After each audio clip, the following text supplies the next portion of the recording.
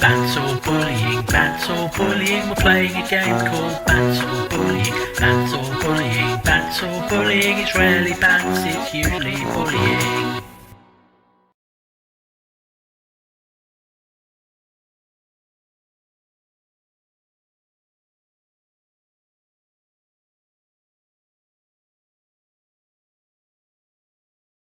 Is now the time to start exploring the Kingdom of Conscience?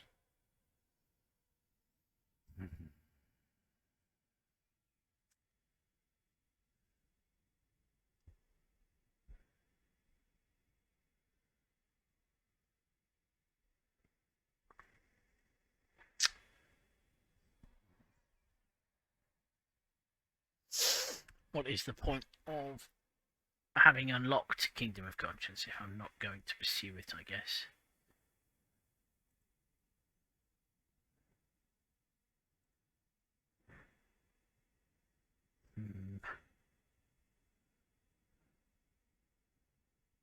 What time is it? 8:15.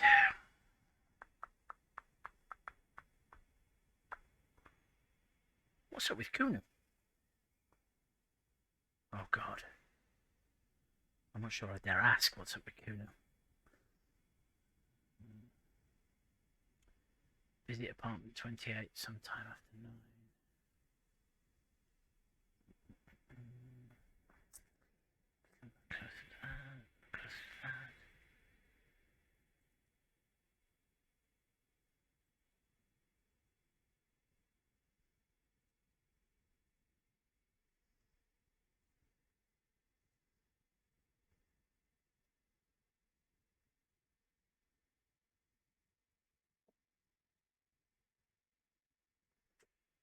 That's the basement. Okay.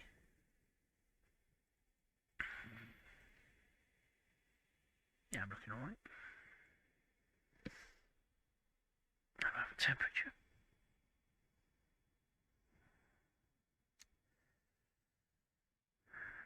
What is it? Oh, I bet it's physical instinct. No, it's endurance, isn't it?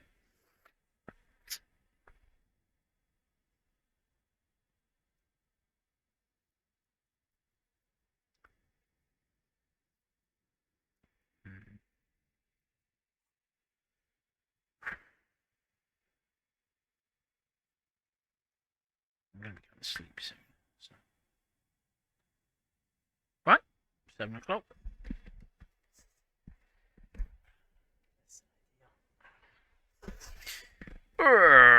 Okay. Right, before we get distracted, let's head across to the Cursed Commercial District. I'm sure there was a...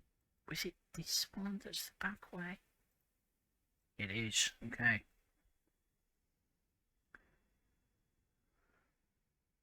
So, we have... we are after a freezer that we can store the dead body in. We need to be able to see it in dark in here. I am hoping to remain coherent, but part of the amusement of tonight is that I had my... Two cables are plugged into the breaker box. The red one leads to the ice bear fridge, and the black one to the ice cream maker nearby. Cool. Yes, I had my second dose of AstraZeneca today, and the nurse warned me that I would probably have the same reaction that I had to the first dose, which I was fine with for about 12 hours, and then I became weirdly delirious, and I had a very unpleasant night. But prior to that actually kicking in, I was playing Civilization 6 with some friends. I became a bit random, might be the best way to describe it. So there was a small chance. This orange machine is buzzing like an old submarine. It has a hand-cranked ice cream churner on top and an electric freezer that appears to be frozen shut. You slip your fingers under the frozen lid, but the ice is too cold for you to get a good grip. Right. Pry bar would come in handy here. If you want to try again, then you need to have the pry bar in your hand, detective. Yeah. Now, there's something hidden in the ice cream fridge, I remember. So, let's give it a go. I think I've tried This this and orange failed. machine Yeah. is buzzing like an old submarine. It has a hand-cranked ice cream churner on top and an electric freezer that appears to be frozen shut. I need a better crowbar. I'm not going to risk it in case it breaks my crowbar or something crazy like that. Anyway, yes. So my plan is to play to the end of Tuesday, or until the side effects of my vaccine transform me into a gibbering loon, whichever comes first. The sad thing, of course, being that I would be on the inside of being a gibbering loon, so I might not notice. A few bricks have fallen off, revealing a compartment behind the wall. It's too dark to see in. That's where we found the rifle part of the cache. Okay, so let's check out the fridge. Go on, Kim. We can store a dead body inside the red glowing-eyed giant polar bear fridge. The bear's eyes are still glowing red, watching over all the ice cream wrappers hidden inside its belly. So what do you think of this fridge, Kim? It looks big enough for 2 corpses. That better not be foreshadowing. It's certainly an eccentric choice, but it is capacious and cold enough, too. You know about your technology, Kim Kitsuragi. But the optics on this are awful, he thinks. We need to be as silent as we can. Optics, smoptics. But thank you, EDC. I will bear that in mind. We shouldn't tell people that we're storing the body of a murder victim in a fridge shaped like a polar bear. Shall we go and get the body, then? I'll take the head, you take the feet. The stairs won't be easy, but we'll manage. We'll manage. The 2 of you. Easily. Easily. Okay, let's do this. The body is heavier than you expected and stinkier. It takes half an hour to get it down to the basement, then 10 more minutes to stuff it into the fridge. The lieutenant takes a step back to admire your handiwork. Beautiful. A dead body in a nice bare fridge. This is some of the best police work I've ever done. You've definitely earned a drink after this. Perhaps even some pagan rites. Thank you, physical instrument. Hello, Placiani. Bargle does indeed rock, and has done since Redbox. You've definitely earned a drink out of this, perhaps in some pagan rites. Really, you think it's good work? I'm not sure I believe you. Yes, we need to celebrate by performing pagan rites. Let's bring out the mead and set it on fire. That is a weird thing to say. I knew you would say that. I knew this would lead to drinking. No, no more. This is paganistic enough, and it does not leave this room. All right, Kim Kitsuragi, you wet blanket, you. I think this is a glorious achievement and people need to hear about it. We did our best with the means at our disposal. Yeah, I'm not proud either, but we did find a fridge. This isn't police work, Kim. It's art. We're artists, and this was our vision. Yep, that's the mad one. I'm not proud either, but we did find a fridge. I'm mildly proud about the fact that we've put the body in a fridge rather than going with our initial not very good autopsy. As impressive as the fridge is, this is a small victory among numerous defeats. Ah, but victory nevertheless. At least we've stopped the body from decomposing further. Now you can conduct another inspection under controlled circumstances. I'm a bit worried that it will end up being frozen solid, but whatever. Inside the icy realm of the ice bear fridge, the corpse stands slumped, waiting. Try to remove dead man's boots. Tell me something, dead man. Bag him. Take him away, Kim. One more search. It's a white check. It's based on perception. 17% is basically 20%. Yeah, one more time, thoroughly. You touch the dead man's body. His skin is cold, light blue and silvery in the light of the fridge. You still have no idea where to begin, or what to even do with him. Hey, we put him in a fridge. That's doing something with him.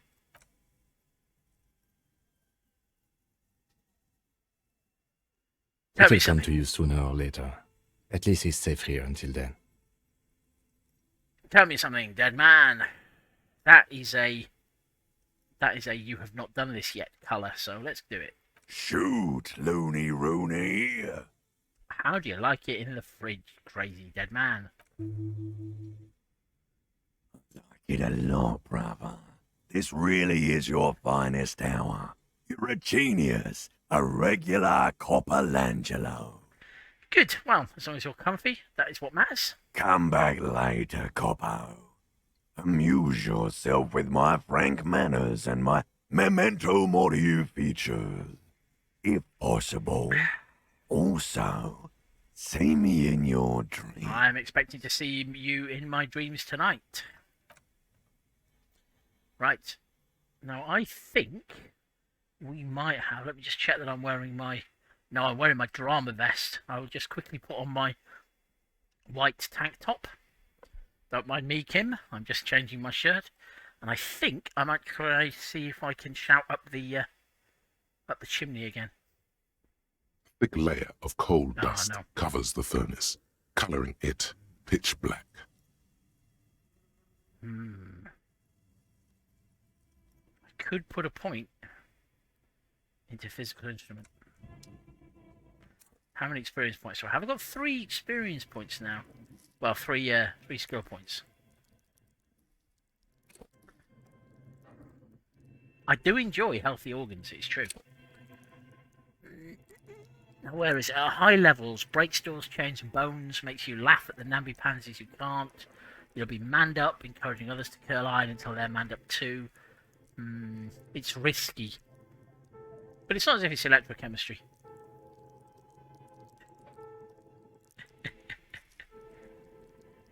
Yeah, there we go. Let's have a point in physical instrument. Rah!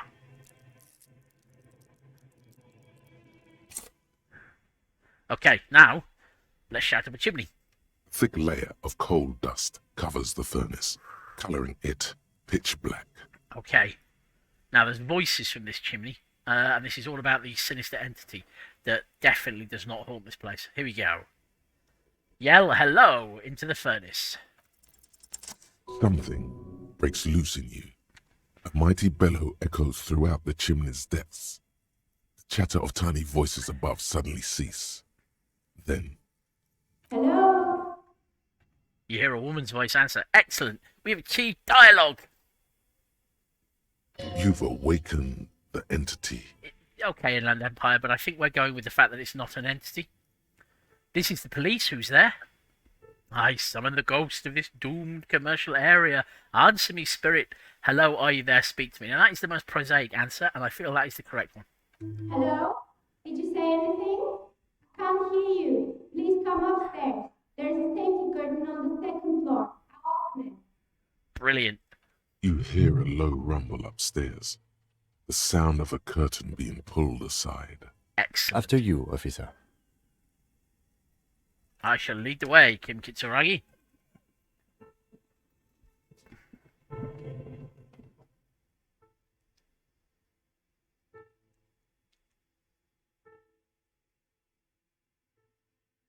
E.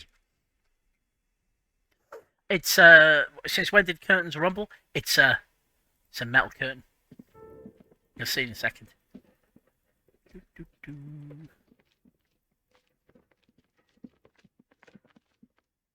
Okay, it was here basically, a corrugated iron door that I had some difficulty with. Now let's have a look. What have we got? We've got a couple of little circles. Is this an artist studio? This tray is full of dice. Ah, colourful polyhedral dice, hundreds of them. So the last business in here before the whole place was shut down was a games company that was trying to make an incredible new type of game that you could play over the radio. This candy dispenser has been repurposed to contain thousands of dice. I bet this guy is some sort of... I should probably have my smart shirt on for this fella. There we go. Yes, I am shirt change cop. Ah, woman. Of Hello, course. I'm Nia. A bird-like woman sits on a throne of tools with emerald light shining through her hair. Did you try knocking on my window? I must have missed you. I've been listening to my Milius. She taps on her headphones. So what kind of dye are you looking for? Could this be the malicious entity? Perhaps it's wise to go along with this masquerade for now. I think that you have misunderstood what's going on here in an empire. Hold on. What do you mean by milieus? You must have me confused with someone else. I haven't knocked on your window. Why are you asking me about dice? Move on. Never mind. I'll be back later. Hold on. What do you mean by milieus? I assume it's soap operas or something. Yes, a milieu is like a call-in Alright. station. You need a two-way radio to access one. That's why I have these. Pats the headphones on the table. Mostly, they just teach you to swear in different languages. But some of the stations can be quite interesting. I was so absorbed, I must have missed you knocking. You must have confused me with someone else. I haven't knocked on your window. Then how did you get inside? By the south entrance? You know what? It doesn't even matter. What matters is that you're finally here. Let's talk dice. Did you have something specific in mind? Wait, so she doesn't think... Nope, not worrying about it. Why are you asking me about dice? I'm a novelty dice maker. Tell me the name of your role-playing system and I'll make the die you need. That's why you're here, yes? No. As she speaks, her bone-like fingers fiddle with a ring. Her bones light, but her hands strong. 3d6 no more. Oh, don't you start. Don't you start. Role-playing games? You know the one made by Fortress Accident. Does that count? Okay. Well, thank you for reminding me of the thing I already knew, Encyclopedia. Sure, I like role-playing games and I need some dice. Maybe, I'm not really sure why I'm here, honestly. No, I was looking for something else. Squint your eyes mysteriously. Answered. I'm not interested in buying dice right now. I'm a police officer and I need to ask some questions.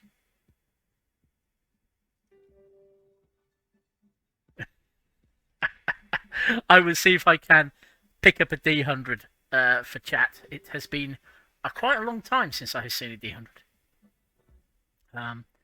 Sure, I like role-playing games. I do like role-playing games. And I always need more dice. Very good. My rate is 10 real per set. Unless you want something really unusual. Like a D100. They eventually hit the edge of the table. Take a look around and see if there's any particular stone you want to use. The walls around her are covered with rows of precious stones and minerals. This person means you, or no one else, absolutely no harm. She will answer freely and honestly. Okay. How did you become a dice maker? Okay, I'd like to order a die from you. What do you know about the man who was lynched? Hey, where are we anyway? What is this place? Tell me about you, dice maker. How did I become one? It was a business decision. I was a regular jeweler at first, but that's an unfocused field with too much competition. Some of my friends were role players. They asked me to make some polyhedral dice out of cobalt. That was my first order. I grew it from there. You like role-playing games yourself? Not especially. I like working with rare materials and a steady pay. And role players as customers? They're nice people. Oh, I could tell you stories. She's thankful for the security they provide her. Okay. Okay, I'm not really in a position to order... I've got 11... I'm not really in a position to order dice from her right now, even if you can never have too many dice. Let's see if she knows anything about the lynching. Let me think. Her window might overlook the courtyard? Nothing really. No, okay. I didn't know him. Who cares about the dead body? We might be dealing with a malignant entity here. My idea has really got an idea into its head. The lieutenant looks at his notebook, then the woman under the large window. Your window looks directly onto the I thought so. courtyard. You're saying you didn't see or hear anything unusual last Sunday evening? Yeah, Kim, you go in for the kill. I'm sorry, detective, but as you know, I usually have my headphones on when I'm working. It shuts out most of the Daily Ruckus behind my window. Aha! What do you mean by the Daily Ruckus? Which is a great name for a newspaper. And you never took your eyes off the work to look out the window. Do you often work on Sunday nights? I see. What do you mean by the Daily Ruckus? Well, there's always something going on in the Whirling's backyard. She stops to try and come up with an example. During daytime, there are usually those kids. And lately, I've been seeing a lot of drunk workers hanging about. Must be because of the strike. She's not sorry to disappoint you. Informing on someone in a murder investigation would intrude upon her focused existence. But I never saw anyone during that fateful Sunday night, I'm afraid. Do you often work Sunday nights, novelty dice maker? It's an odd profession, making dice for people. But I like it, and I prefer doing this to sitting at home. And you never took your eyes off the work to look out of the window? I might have, but in this case, all I would have seen is my own reflection staring back from the darkness. Okay. It's really hard to make anything out in the yard when it's dark outside. Besides, I rarely get up to look out the window when I'm in the zone. I see. Thank you for your answers. She nods. Anything else, officer? Hey, where are we anyway? What is this place? Why is there ivy? We're inside the chimney of an old central furnace. It's strange, I know. She looks at the ruddy bricks that make up the walls. Even though they've been repainted, there are still signs of coal-black soot here and there. But when I arrived here, all the other rooms were taken, so I had to build myself a makeshift home. Besides, I don't really have to pay any rent here, so that's a plus. Plaisance was right. There's an entity living in the chimney. You should ask her about the curse. Okay, Inland Empire, now that you've calmed down a little bit, I will ask her about the curse. Creative. The Lieutenant looks around the spacious room, its ceiling fading into shadows above.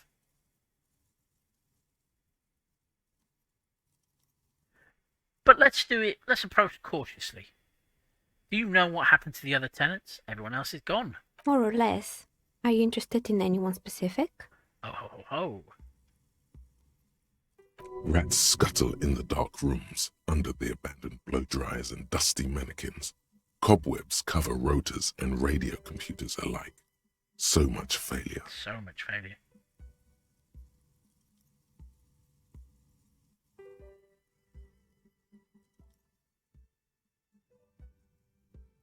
Let's just find out about them all. Frankly, I have explored the place in detail, and she may be able to give me some more context. So let's start with the hair salon.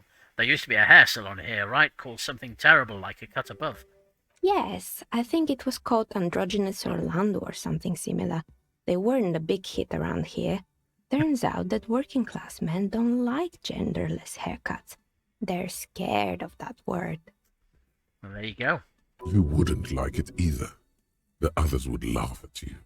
Well, I'm reasonably happy with my hair as it stands, physical instrument. Let's not get worried. What's wrong with a bit of experimenting? The customers should have been more open-minded. I would never let anyone androgynous touch my hair, not even if my life depended on it. I guess I'm a simple man. I don't really have any opinions on hairstyles. What's wrong with a bit of experimenting? The customer should have been more open-minded. I guess it just wasn't the time yet. She tucks a strand of hair under the headscarf. Okay, so what happened to the gym? It wasn't merely a gym. It was Artemitep's boxing club. A community project created to steer at-risk youth away from drugs and crime. Kuno could have done with the trip. And who was Artemitep? Maybe that's what Kuno needs. A community-centric boxing club. Kuno. Who's Kuno? He's sort of the king around here. He's a little ginger gremlin who likes to defile dead bodies. Indeed, who is Kuno? Your guess is he's a little ginger gremlin who likes to defile dead bodies. Oh, you mean the kid with the sailor's mouth? Yes, I've heard him yelling profanities in the backyard. She looks out of the window, her face reflecting back in the dark. I think it would take more than a gym to help that kid. Quite possibly. And who was Artemitep? A kind man from Zemsk. I heard he had some trouble with the law when he was younger, and that's why he wanted to start the gym, as his way of giving back. Sadly, Artemitep sounds like the villain from Young Sherlock Holmes. How did that community project work out? Judging from the kids I've met so far, it didn't really work out. Let's not prejudge. It didn't. If anything, it made the youth situation in Martinez even worse. At some point, someone started a rumor that the punching bag downstairs was full of amphetamines. Now, from the colour, I'm going to guess here that somebody is going to pipe up. You should have known it. Yes, thank you, electrochemistry. Eventually, the coalition took away the funding and the club went bankrupt. This was a few years ago. It's gotten much more peaceful around the plaza ever since. Odd.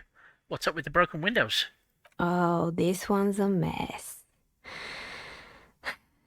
There used to be a company that promised to repair windows 24 hours a day.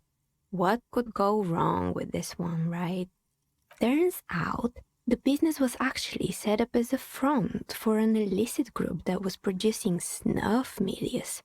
Who would have guessed? And they never cleaned up the debris either. Now it's just littering the hallway and I have no idea how to get rid of it on my own. Cool. Very cool about the debris, but what's a snuff milieu? It's a sub-Rosa radio station that broadcasts real murders with real victims. Some people pay good money to get off on it. Really? What does she mean to get off on it? We are not exploring this in any further detail in electrochemistry, so shut up. Don't worry, the ICP has a separate division that deals exclusively okay. with unlicensed sub-roses. Fine. This isn't our problem. No, if they didn't have a license for murdering people live on air. Good luck with that. It's not easy catching those perpetrators. Did someone around here make stuffed animals? I saw mounts lying around. You mean Mr. Fabron, the taxidermist?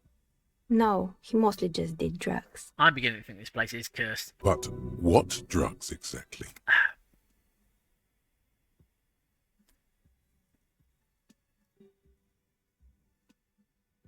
He might have been doing the amphetamines from the punching bag, so it is worth me asking and finding out.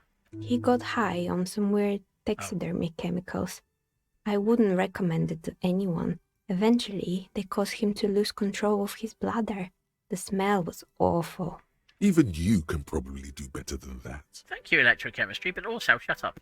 You can almost see it. A small, sickly old man hunched behind his work desk, his pants stained with old piss, stuffing a sad, stiff-legged raccoon dog. The entire scene looks tragic. Moving on, I found creepy... this isn't actually an improvement, is it? But I found creepy mannequins. There used to be a fashion atelier here, but I have forgotten the head designer's name. They were doing well for a couple of years, until the insect rights activists came. Insect rights activists? What in the name of... The atelier produced a certain collection that used chitin among the materials. Apparently chitin is made in the Occident, where it's extracted from beetle wings. Hey up, Mark. Mark just joined the chat. It's made in the Occident where it's extracted from beetle wings. And you know how all kinds of political movements are big in the Occident. The activists shut down the biggest chitin supplier, which of course caused the price to skyrocket. And, naturally, all the most fashionable tastemakers refused to be seen in chitin from then on. The atelier went bankrupt before they could finish the collection. I'm glad that someone took care of the little guys. I like insects. But insects don't have any brains or feelings. They got what they deserved. Making clothes out of beetle wings is a terrible idea.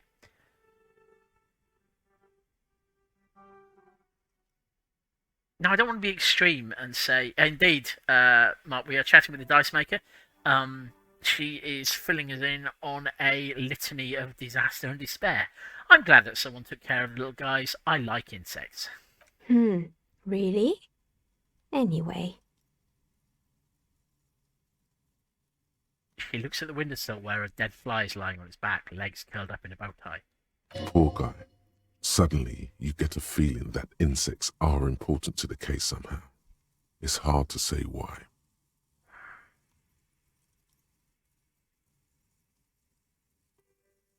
Wow. Okay, thanks, Empathy. I wonder if it's got anything to do with cryptozoology. The thing Kim Kitsuragi would not let us find out more about, not that I am bitter. What's with the rotor blades and skis? They were made by a company called Slipstream. After they pivoted from making rotor blades to skis, their chief executive took off on a vacation with all their money. She rests her chin on her hand with an impish smile. Honestly, I think it's quite funny. I think he's still sending out holiday transmissions from Tulula or Tiumotiri or Hashtkor or wherever he is. Interesting. What do these transmissions say? That's illegal. Running off with the company's money like that. Why hasn't he been arrested? Sure, it's illegal, but it's not exactly anything extraordinary in business. Besides, Slipstream is history now. All their remaining assets got seized by the bailiffs in 47. I have no idea why those keys and blades are still lying around. I found a strange machine. Right, this will be the role-playing game company. Fortress Accident, the radio game studio. She closes her eyes as some remnant of a memory lights up her face. She liked them. They were an interesting bunch. We talked about role-playing systems every now and then. Once, I even saw two of them get into fisticuffs over Wirral. They certainly took their work very seriously, even if they seemed to be chronically liberal with their schedules. What do you mean, liberal? What happened, and why am I suddenly feeling nervous that I'm about to be called out again? The usual. They ran out of money and couldn't get the project done on time. What went wrong? Well, I did hear them talking at times. She looks at the hallway, as if she can still hear them chit-chat behind her curtain on a cigarette break. They seemed to believe they were historical individuals on some grand quest. From what I've seen so far, the project did look quite impressive. Yes, but when the money started to run out, they just began to complain a lot about capitalism.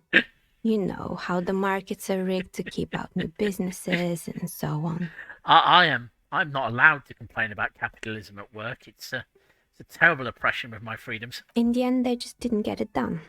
They didn't have enough willpower to produce something truly historic.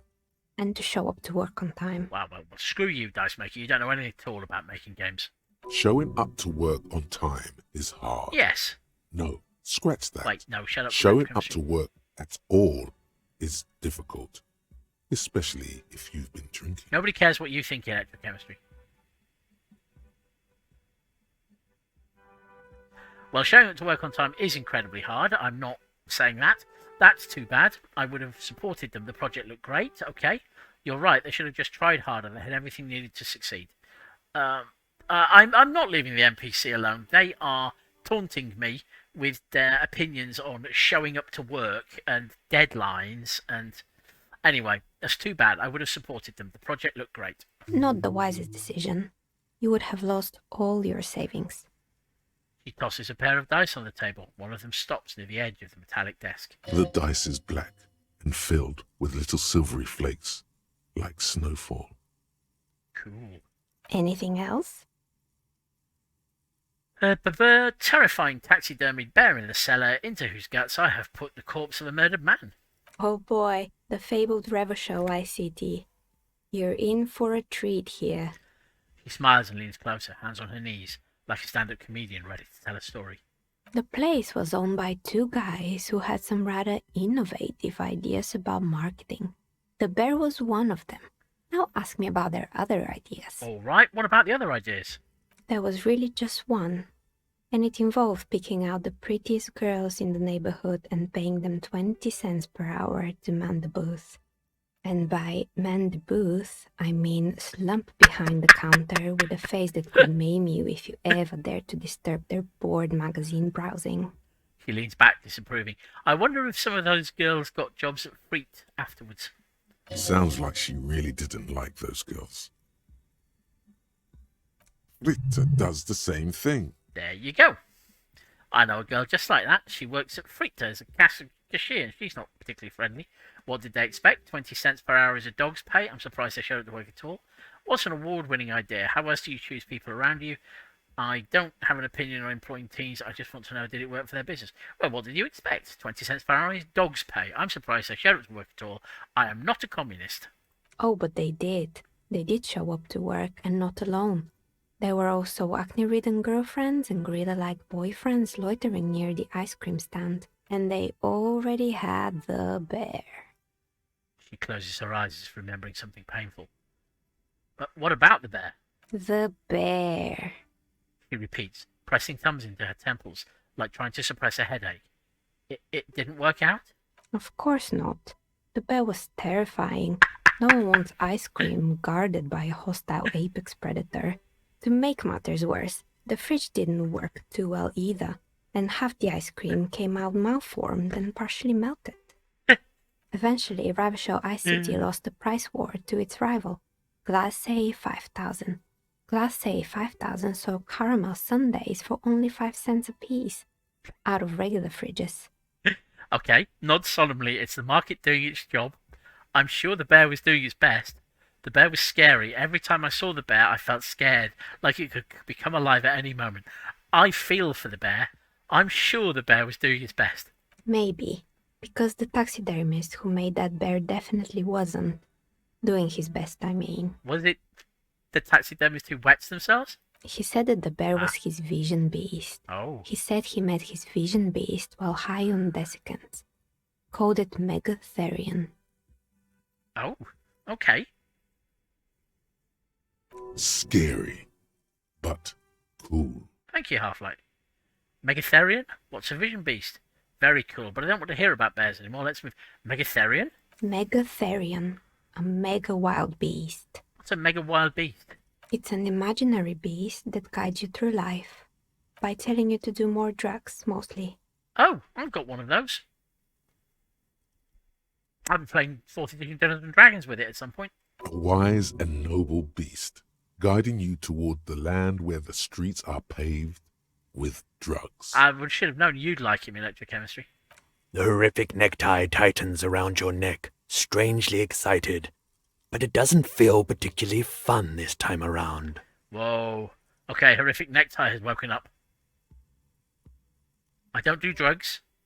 I do drugs. I've got a vision beast myself. I don't have a comment on drugs. Grab your necktie and mumble, "Not now, you beast." Not now, you beast! What?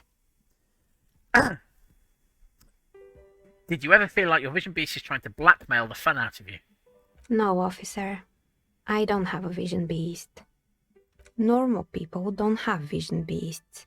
Only drug-addled madmen like the taxidermist do. Well, that's just your opinion, Dice Maker. That was a hypothetical question. Of course they don't. I'm a normal person and I don't have a vision beast. What about horrific neckties? Do normal people have horrific neckties? I feel we have gone off on a slight tangent here.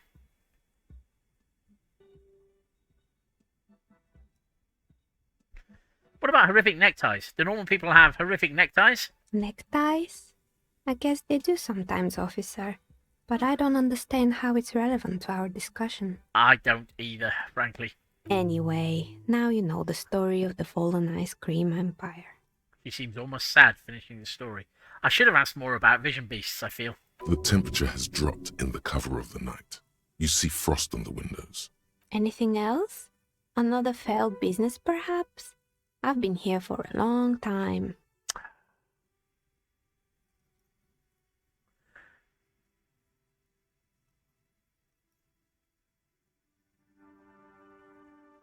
Just bear with me a second.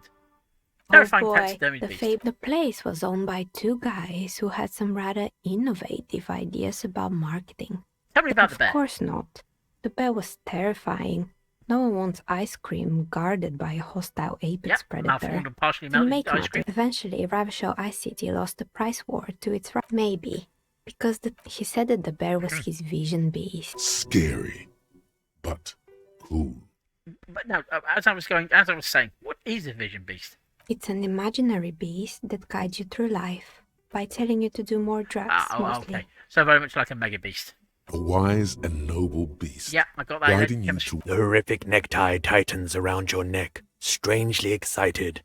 But it doesn't feel particularly fun this time around. I don't have a comment on drugs. Understandable. You shouldn't do them. You're a police officer after all. Yes, thank you, Novelty Dice Maker. And if you could say that again without that tone of judgment in your voice. Anyway, now you know the story of the fallen. The temperature has dropped in the... Anything else? So I just Another wanted failed business, perhaps? a slight I've tangent been here for a long time. to see if the vision beast was at all relevant. Actually, I had other questions, Dice Maker. Good. I hope it clarified things a bit. What else? I've heard this place is cursed. Did you know that people call it the doomed commercial area? I've heard the stories, but I don't think those stories are true.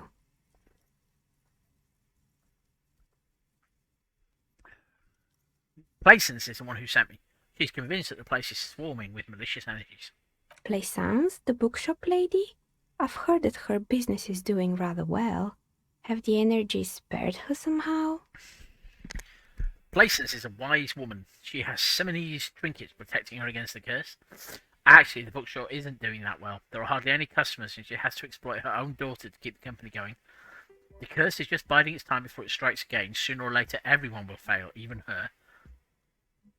I don't know why the bookstore hasn't gone bankrupt yet. That's what I'm here to investigate.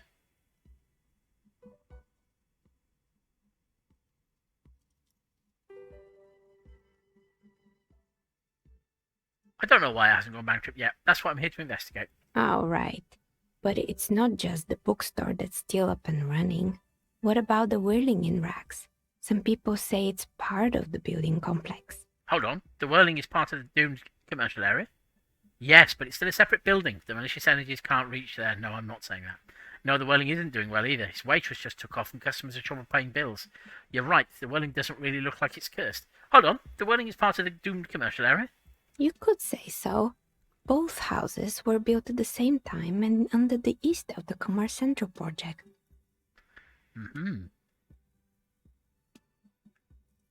No, the whirling isn't doing well either. Its waitress just took off and customers have trouble paying bills. And then there is me. She sighs. Wait. Is a side quest about to happen?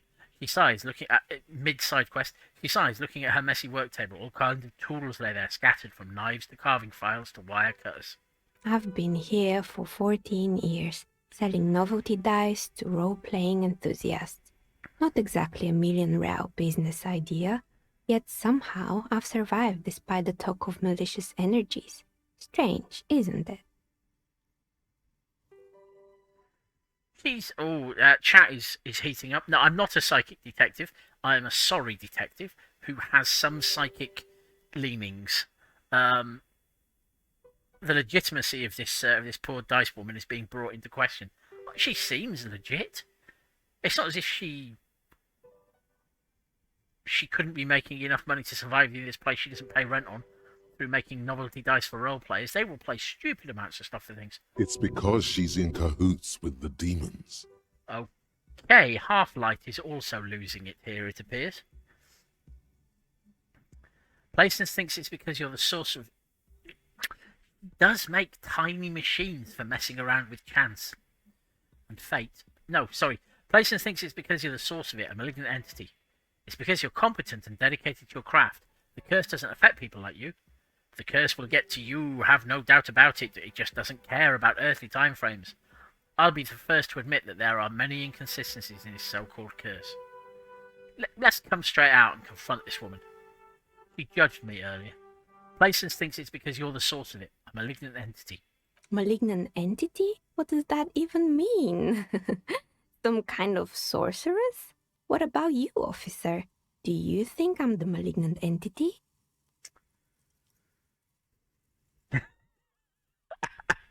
If she has a D100, she's legit. The jig is up. The she-demon knows you've uncovered her true identity. You're being weird, Half-Light. Time has come to face the source.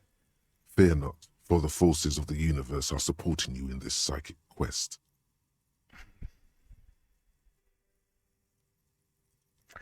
I think it still might be you that's causing this. Narrow your eyes very mysteriously. I'm starting to see there is no curse, only business decisions and natural market fluctuations. Honestly, I'm still not sure if this world is a puzzling place. Okay, chat. I want to do a quick straw poll. Should I accuse this sinister dice-making woman of being the malignant entity, or should I fall back on the much more prosaic, it's capitalism? We have no information about whether she has a D100 incidentally, so using that as the basis for making our decision. There we go. I don't think we can use that as the basis for making our decision whether she has a D100 or not. Capitalism is a bad guy, yes.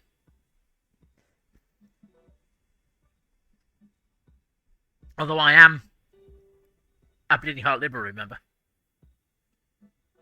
I do need to get money to buy some dice, yes. But can there be any sort of ethical consumerism under capitalism? Okay, we're broadly coming down to the fact that it's capitalism's fault. That there is no curse, only business decisions. You could interpret that as it's capitalism. So we're going to go with it's capitalism. Exactly. Truth is always so disappointingly mundane and boring. Trying to tell me something? Is there some subtext here? I know writers who use subtext and they're all cowards. But I'm glad we got this sorted out. Anything else I can help you with today? I have a number of friends who want to know if you have a D100. Plaisance is not going to like what you have to tell her. The bookstore closes starting 2100. You'll have to do that tomorrow.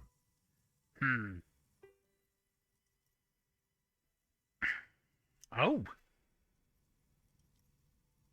Why hasn't her business failed? I'm just going to find out if she sells D100s, because otherwise I feel the chat will not leave me alone about it. Of course. Tell me what you have in mind. Do you know the Wirral Untethered setting? I want to die for that. Do you have any cursed die? Tell me about your most extraordinary die. I'm sorry, I don't actually know what die I want. Just a normal die for me, please, very regular. I'm looking for something to help with my work. Actually, I need some more time to think about it. Tell me about your most extraordinary die. A star that fell from the firmament? Those cost more than 7 real. Are you sure? Yes, I'm a star myself, a superstar, and superstars don't care about money. No, I'm afraid it's not worth it, sorry. Alright, maybe some other die then. Do you have any cursed die? What do you mean by cursed? As cursed is this commercial area, as cursed is my life, abracadabra perished like this world. That's a weird non sequitur. Let's non sequitur her. Alright, how about I surprise you?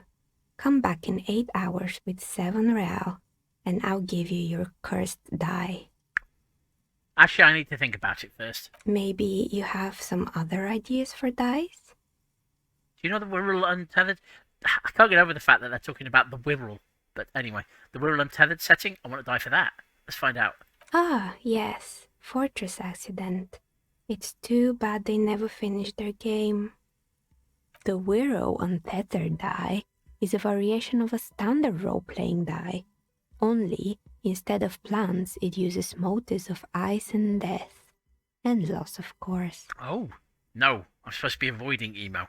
I'm thinking something made from alligator jawbone, cast in black resin. The reptile bone is as white as ice and dead as, well, death. For 7 real, I could have it ready in 8 hours. What's a standard role-playing dice? It's an icosy tetrahedron, a 24-sided die that can produce results for 2-sided, 3-sided, 4-sided, 6-sided, and 12-sided die with a single roll. Technically, you can also use it for many other sizes, but you may need to reroll results. Well, a D24. Why do you cast it in resin? Untreated bone is porous and prone to chipping.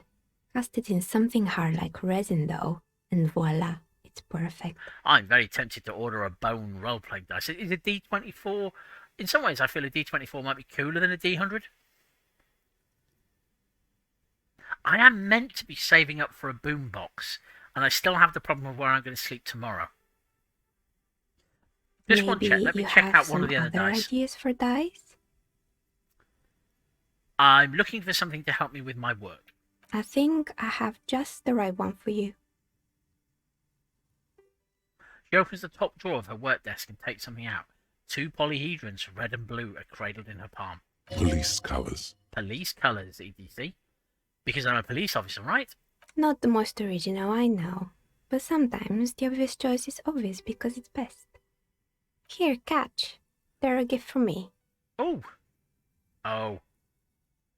This is a red check. It cannot be tried again. You overthink it. Your hands can't agree what to do, and the 2 dice drop to the floor and scatter in opposite directions, like pearls from a broken string. The blue one disappears down the pit in the center of the room. Down the drain, like your career. Hey! I apologize, officer. That comment was unnecessary. You know an awful lot about me for an old woman, for a woman who's just sitting in a hidden secret chamber making dice. pick up the red die. That one is made of bloodstone with a lapis lazuli inlay. The other one was the inverse. They were a set, you see, but now the set is broken. It's a shame. They might have brought you luck. And you'll definitely need luck in Martinez. She closes her desk drawer. This has become sinister. Is she pitying you? Good God, she's pitying you. Don't pity me. Now, was there anything else? Do I order the dice? I'm really tempted to order the role-playing dice. Great, I'm going to order the role-playing dice. Tell me what you have in mind. Ah, yes. The Wiro on that. I'm thinking something made from alligator jawbone, cast in black resin. The rep great. See you in 8 hours then. Was there anything else? Why hasn't her business failed? A gust of cold air sweeps through the chimney. The stones and minerals on the shelves rattle as though agitated. For a moment, it almost feels as though you're outside the building, exposed to the atmosphere. Hey, Neha, the curse is real, and I figured out why it spared you. This is still just a theory, but hear me out. I think I know why your business hasn't failed. Hey, Neha, the curse is real, and I figured out why it spared you. Didn't we already talk about this?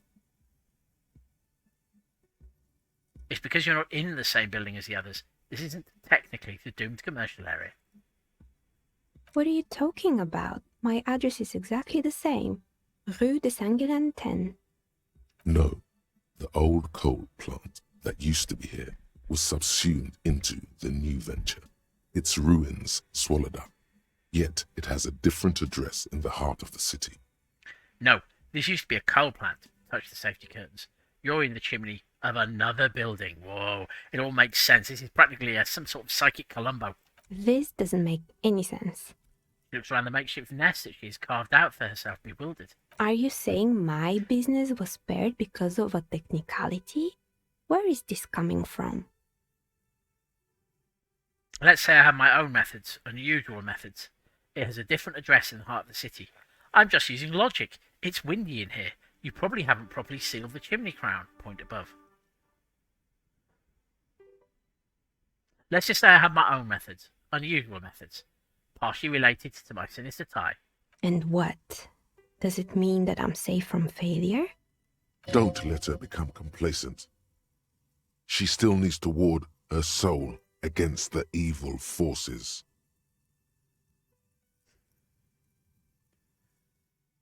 Actually, it's only your workshop that's protected. You should still do something to defend your person. No one's really ever safe from the failure. She starts laughing, her fingers trying to rub away the exhaustion from her face. What? Do you know what this is? She raises her hand to reveal a piece of metal shining her index finger. A lucky charm? A Seminese ward? It looks like a regular piece of jewelry to me. I don't care what it is. I only came to tell you about why you haven't failed yet. It looks like a lucky charm? It's a mourning ring. I made this when my first company failed. It was a small jewelry shop right here in the East Delta Commerce Center, built with the little I inherited from my parents. Oh. The plot thickens. I drove it into the ground within a year. I didn't have what you would call a viable business plan. See, the curse is real. I bet you didn't run this little jewelry shop from the protected depths of the chimney. No, you're right. I didn't. She laughs again, but it sounds rather small and sad. I'm suddenly worried I'm bullying this poor woman. It wasn't just the jewelry shop either. I always thought that it was just the world that you were supposed to try again and again until you finally succeed. No, you try again and again, and you keep failing. And now you're telling me what? That it was all because I didn't run my little shops and ventures from a dump inside an abandoned chimney? Don't call it a dump. You've made it nice and cosy here. I'm sorry, I don't know what to say. It's entropy. Yes, coincidence is all that safeguards us. Don't call it a dump. You've made it nice and cosy here. Gonna be nice to her. Yeah. Or maybe it's the entire world that's cursed. It's such a precarious place. Nothing ever works out the way you want it. Yeah, I could go with the fact the entire world is cursed. That's why people like role-playing games. You can be whoever you want to be, you can try again. Still, There is something inherently violent even about dice rolls. Do you really think that if I had the choice to be whoever I wanted to be, I would be a crazy possible cop with amnesia with that face? Yeah, okay. Yeah, you got me. It's like every time you cast a die, something disappears. Some alternative ending or an entirely different world. She picks up a pair of dice from the table and examines them under the light. But anyway, thanks for sharing your theories, officer. She gives you a tired smile.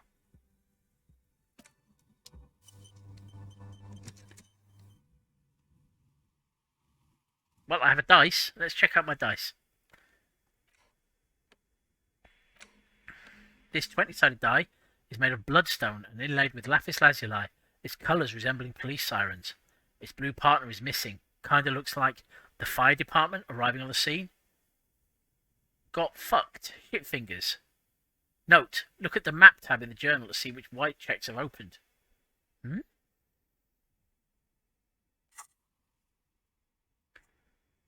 it's not there. It's there.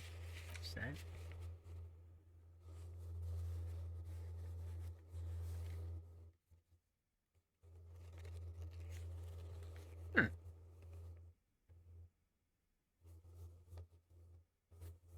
Very odd. Nothing seems to have changed. That felt a little bit out of sync.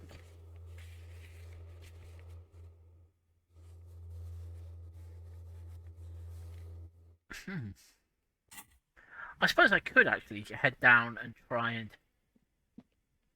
see if I can find it, but I feel I'm going to be unsuccessful. Let me just remember. Oh no, it was this way. Actually, part of me just... That is the way out. Let me just see. I'm just gonna, for no reason, pop down here and check the punching bag. Okay, we cannot check the punching bag. But we are now coincidentally next to the barbell. The barbell waits patiently on the floor, It's not time for us like a dog for its master. It's not time for us to try the barbell again, I see, with that 28% chance. Although I am not wearing my weightlifting pants. Give me a moment. I'll just bear with me, Kim. Let's see. The barbell waits patiently on the floor, like a dog for its master. Okay, here we go. Here we go. Let's see if we can pick this barbell up. I don't know why, but I'm annoyed about the fact that I failed to do it previously. So, also my morale is quite low. I need cheering up. So here we go. I'm going to leave my gloves on. I've changed into my weightlifting top.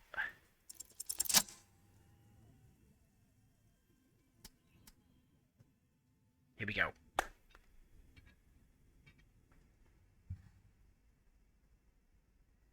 Conjuring up an inhuman amount of strength, you raise the barbell up in the air. Your biceps tremble, but you're a savage. This is a children's game. Oh yeah! I'm a true champion. Say nothing, revel in the feeling. I felt I ought to say nothing and revel in the feeling, but instead, because I'm a shallow man, I'm going to go, oh yeah! A warm wave of accomplishment washes over your head as you drop the barbells to the floor. For a Thank you. moment, it feels like you're strong enough to succeed at anything you ever set your mind to. Hey, but you're still in a ghost house. What if someone heard this? What if they know you're here? Good technique. The lieutenant nods with approval. Is this familiar because I'm a weightlifter? No, it's not that. It's the stale smell of rubber, the squeaky sound of sneakers, your bruised knee against the mat, and a whistle. Then the feeling is gone. A memory from another life, when you were young and fit. I was never young and fit. Excellent. I have defeated that barbell that has been taunting me. I can now retire undefeated. Or more realistically, I can pop along to the block of flats and see if I can talk to the smoking guy.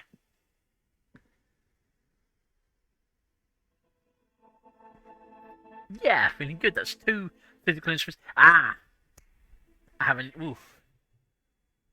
new thought, don't I? Let me just get away from Murder Bear. I'm only kidding.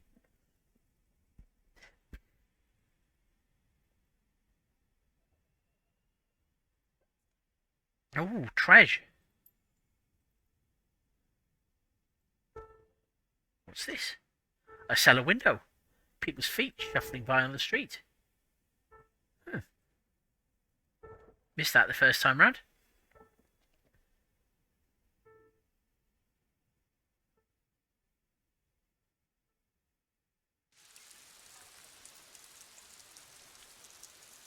Whoa. Right, put the flashlight away.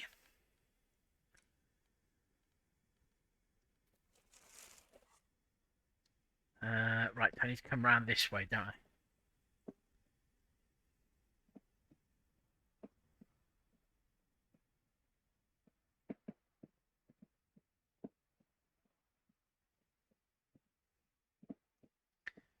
Here we go. There's that wall. Right, now I go in here. It's nearly bedtime, actually. Tomorrow we'll have access to the Harbour District. Trying to remember how I get up there.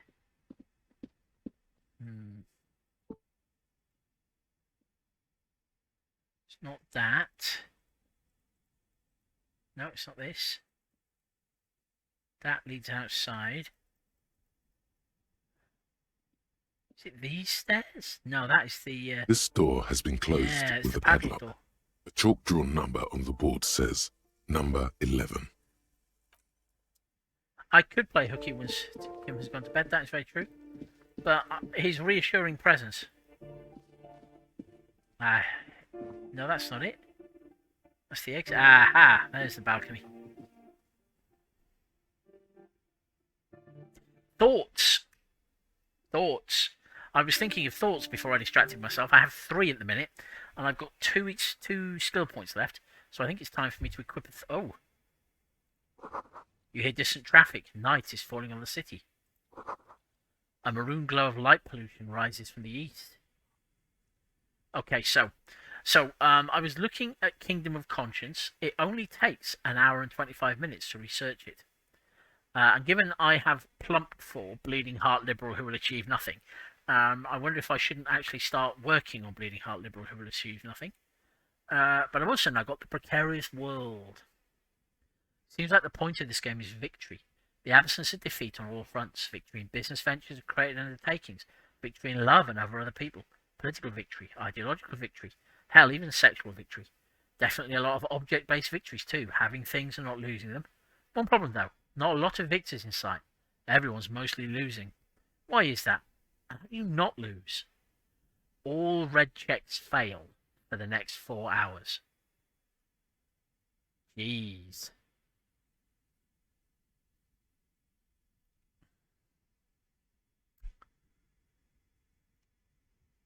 So I'm going to spend a skill point unlocking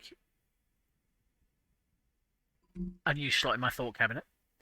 I've got a choice between, and they seem to be pretty disparate ones. Kingdom of Conscience would be about thinking a little bit more about what it means to be a Bleeding Heart Liberal. It will make me slightly less capable of dealing with intimidation, but only for an hour and 25 minutes. I could do Apricot Chewing Gum Scented one. That way danger lies, I am pretty confident, but it's more about my past, I think, about reconstructing the day I first breathed in her untrustworthy atoms. Or I could go with the Precarious World, which has only a 4-hour research time, but smacks of being very depressing. Do we have any thoughts? Do we do liberalism? Do we do explore our past? Or do we do nihilistic existentialism? What do you think?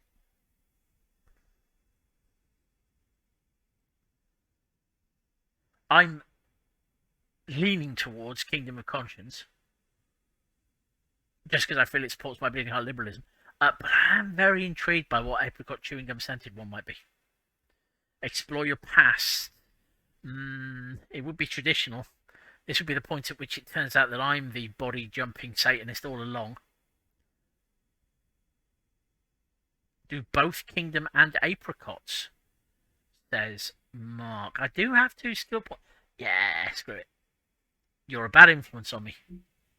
I'm now down to 0 skill points.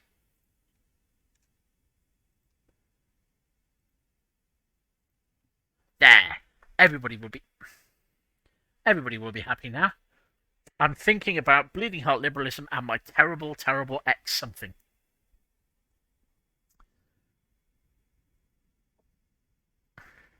All while I'm talking to the cigarette smoker. Ooh. Have I? No, that's still neat. Oh no, flip. No, it still needs unlocking. Yeah. Still needs unlocking. Oof. This door is made of metal and appears to be reinforced. Someone here really values their security. Rat-a-tat-tat. No one answers. Oh. We should return tomorrow. Tomorrow at 9 p.m. Oh, is it too late then, I wonder?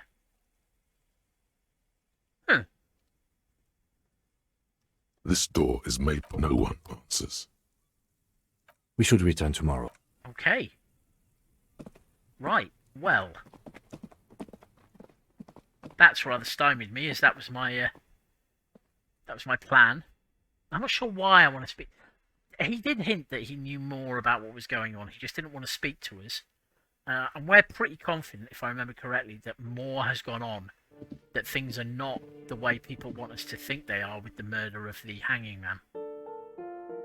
So from here, I could go and explore that basement room.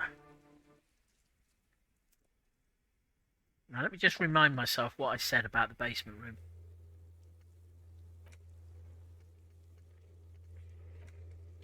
Everett asked me to open the basement door behind the greenhouse in the backyard to intimidate the occupant. Do what you have to do. Everett has promised to give you info on the case in return. I have the key. The door is behind the greenhouse in the yard. I don't like Everett. Nothing ever goes wrong with exploring basements, indeed. I don't know. I don't trust Everett, but I do need information. I could scum save it. But I'm going to stay strong. Let's open this door for Everett. This must be it. The basement door is weather-worn. The copper nails holding the upholstery in place have turned green from sea air, and there's a knocker shaped like a lion's head. The royal lion, Guillaume's kitten. This knocker will last a lifetime and then some. We need information. Information! Says Mark. Yes, that's true. Okay, carefully knock. Press your ear against the door. Use Manana's key to unlock it. So, we have to unlock the door at some point, but we should... The leather upholstery is worn and rough against your jaw. You don't hear any movement. In fact, it's oddly silent in the yard around you. No birds chirp. That's sinister. Carefully knock. You knock silently. The upholstery muffles the sound. No response comes from the apartment. Who lives here? I guess no one is in. The lieutenant looks uncomfortable. You are my moral compass, Kim Kitsuragi, and I too am uncomfortable. You feel eyes on you, watching you from the window overlooking the yard. Oh, you're my moral compass, Kim Kitsuragi. Lieutenant, what is your opinion of this task we're undertaking? Let's be honest. This isn't what I joined the RCM for, but every day tells you something new about yourself. The lieutenant replies, still inspecting the padded door. Apparently, working with the local union boss to get info on an investigation is not something I'm squeamish about. So you don't mind if I unlock the door? Got it. Let's be clear, Kim. You don't mind if I unlock the door? If the Merc Tribunal happens before we solve this, we are looking at casualties. What's one unlocked door compared to that?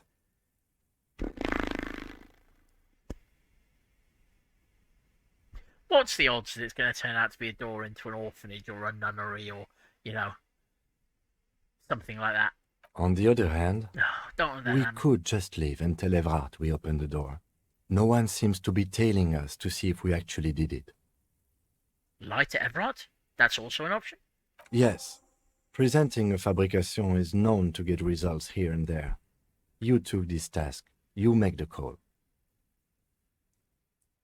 The door is right here. You can just open it and be done with this. Okay, that's an interesting point, interfacing. Besides, if you never open it, you're never going to find out what's behind the door.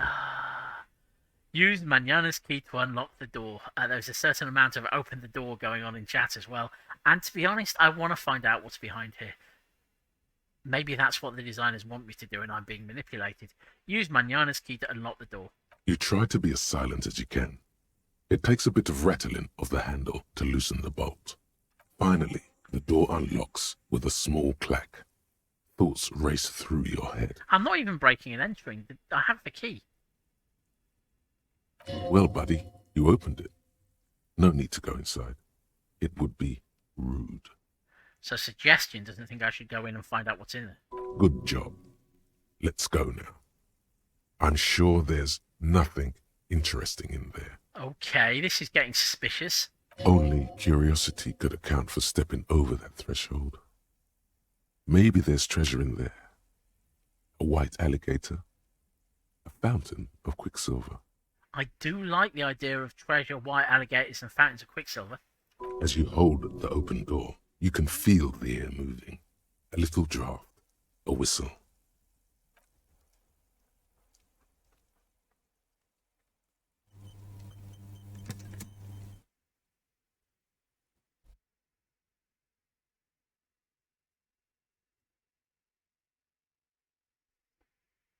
Whoops.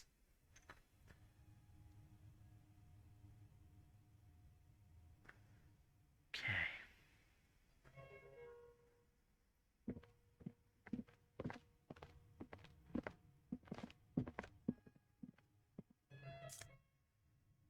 Some magnesium.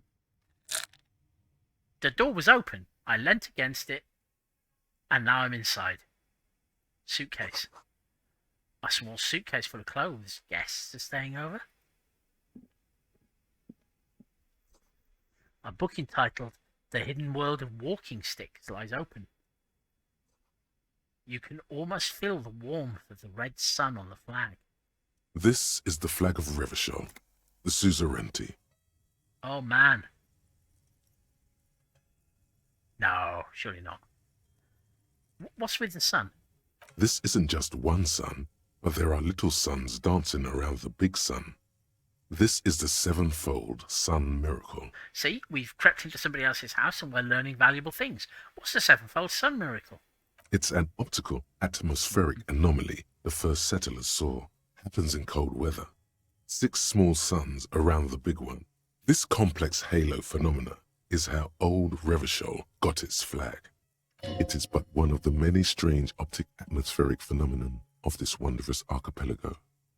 You're sure you once saw sundogs in your youth and blue flares. Lieutenant, the old flag of the suzerain. Point. Bow down before the flag. Finish thought. Don't bow to the flag. Finish thought. Jeez. Okay, let's do a thought. So, are we excited by the suzerainty? I don't think we are. No, I'm not a fan of it particularly. Everything is worse. But no, I am going to deny the little hole in the wall in the shape of a crown that lives inside people's heads. The flag doesn't seem to mind. It's just a colourful fabric with a sun sewn onto it. Like all feudal flags, Exactly. It looks like a children's drawing. Thanks for that, but no. Okay, we're not monarchists. Ooh, nice. Inter-solary dress shirt. Okay. Pressed and spotless. gleaming white shirt, the kind that serious men wear at serious intersolary offices. Not, yes, piss-stained or cum-stained. But whatever.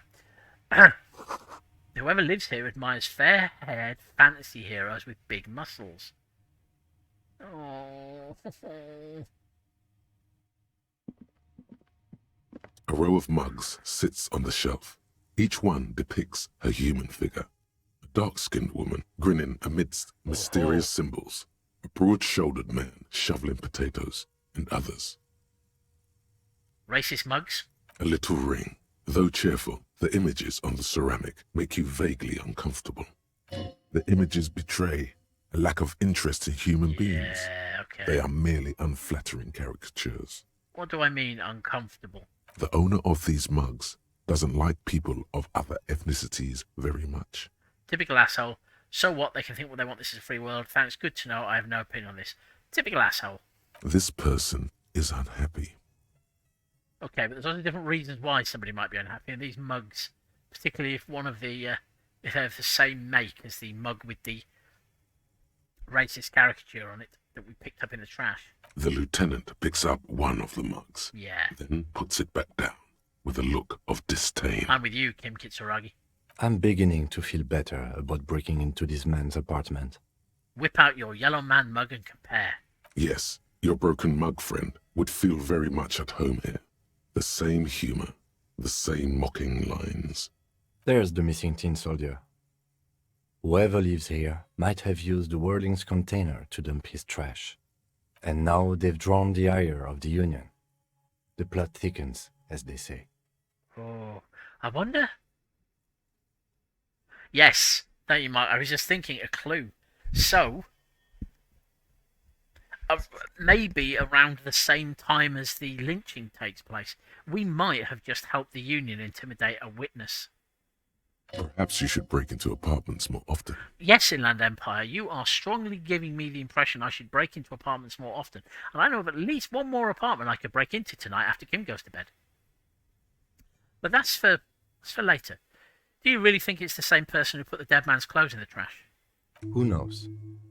I'm not expecting too much from this clothes in the trash lead either way.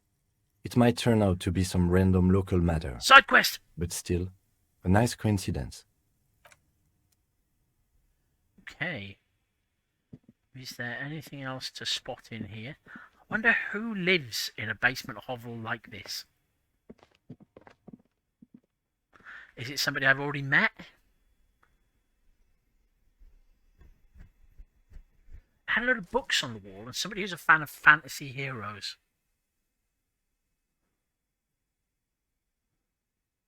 No, it's not going to be Garter.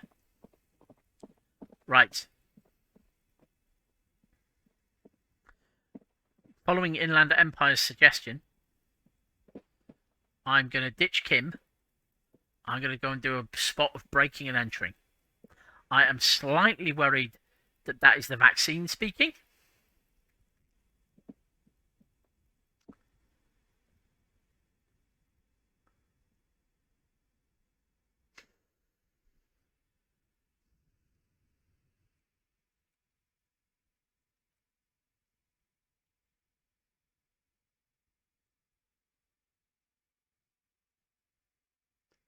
I'm a little worried that that might turn out to be Ren. No. I'm a little worried it might turn out to be Renee's apartment. But yes, good old England Empire. Identifying some fun for me to have. Yes, I thought sleeping heals you. It's one of the reasons I haven't been sleeping. Sorry, I haven't been taking Sudafed. Oh, karaoke. Okay. Let's see if I can get Grant Morrison to talk to me this time. Nope.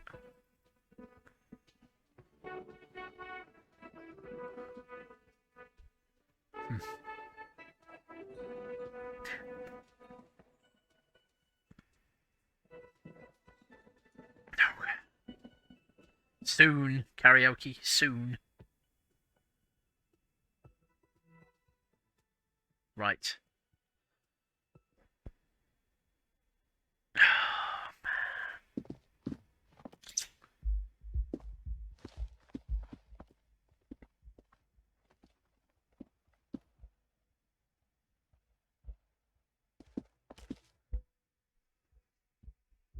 So, I'm hoping that heading out onto the balcony will trigger Kim Kitsuragi's desire to put the day to rest.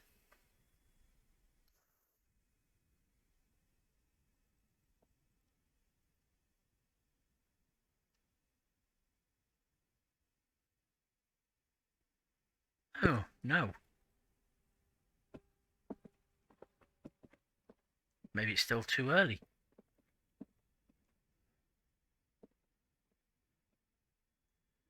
Or maybe I need to look like I'm going to bed. Click on the door or something.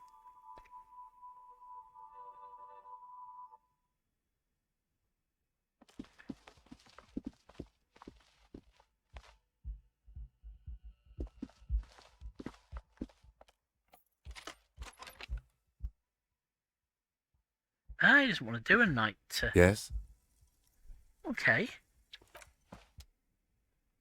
Bye-bye. I was hoping to do another.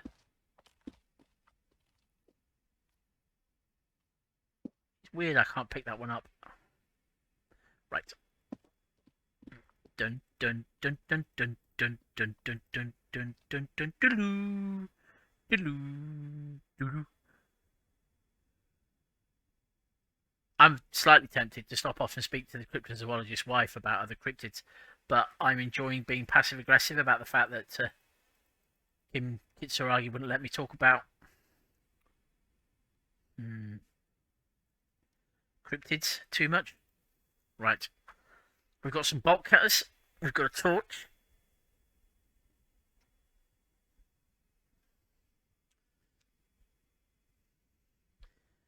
We've got Inland Empire on our side.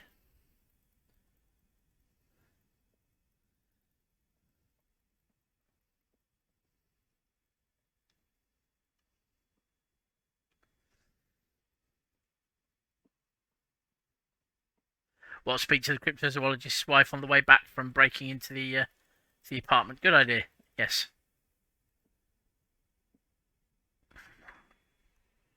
Yes.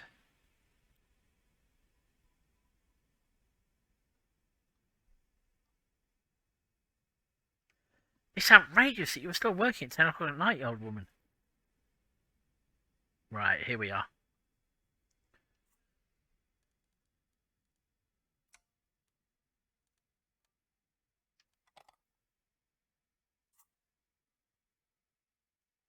This door has been closed with a padlock. A chalk-drawn number on the board says, number 11. The shackle snaps like a twig, and the lock falls to the floor with a little thud. It should be possible to enter now. Hello, Clive. We have put the body of the hanged man in a fridge. We have spoken to a slightly sinister lady who makes dice, who was giving me some weird vibes, but I'm sure it'll be fine. We now have a red dice, and we've ordered a top-flight role-playing dice made out of alligator bone. And I think that's broadly all we've achieved so far. Oh, we opened the basement door and we had a poke around. We discovered a new shirt, which is nice. But more importantly, we learnt that where the person who broke the mug that was slightly racist that was in the trash lived. So we have failed to get a D100. Yes, you could sum it up a lot more quickly by saying we failed to get a D100. Master Investigator, you just can't keep yourself away from locked and hidden places, can you? What do you mean? It's my duty as a cop to investigate every square inch of this world.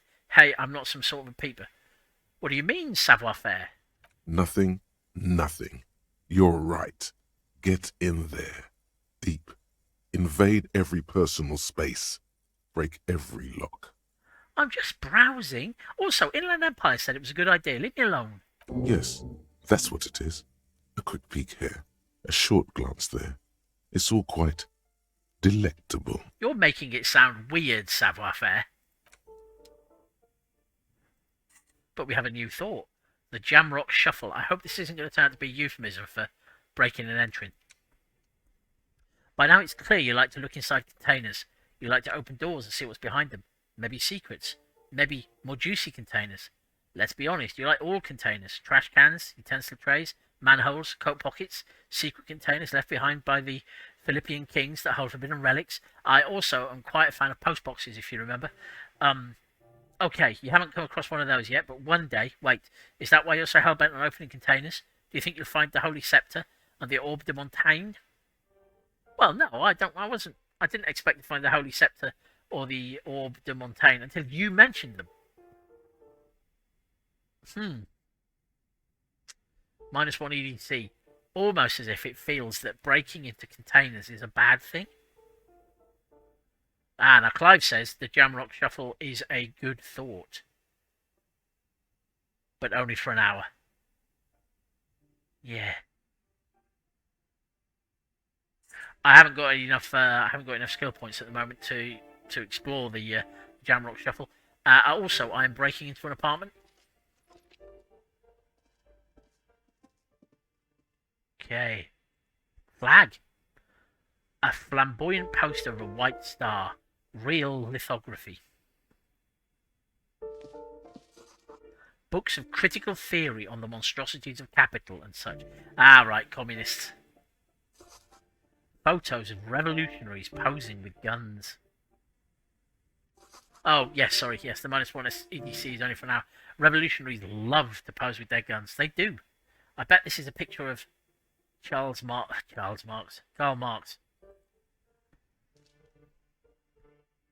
A plaster cast bust depicts a middle-aged man with impressive sideburns.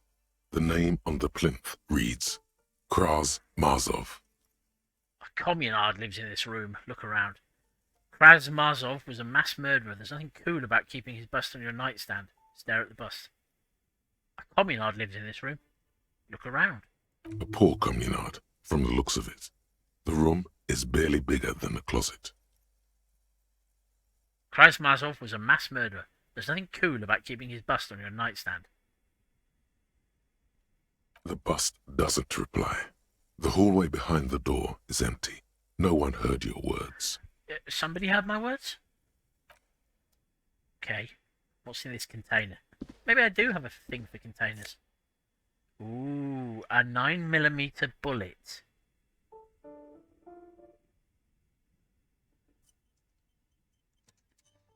A Sarumaresian lounge jacket.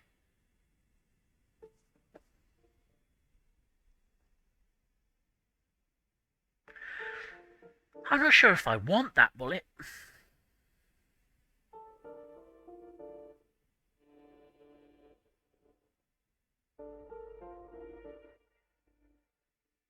I was reading an interesting article actually about survival horror games and how the player often becomes more scared at the point where they find a gun because it means that they're going to have to shoot things. It's slightly tangential, but it is vaguely relevant to this 9mm bullet. I don't have a gun yet, that is true. Evening, Woody. I'm taking the 9mm bullet. I know where it is if I need to come back for it. I'm overthinking picking up the 9mm bullet. Probably.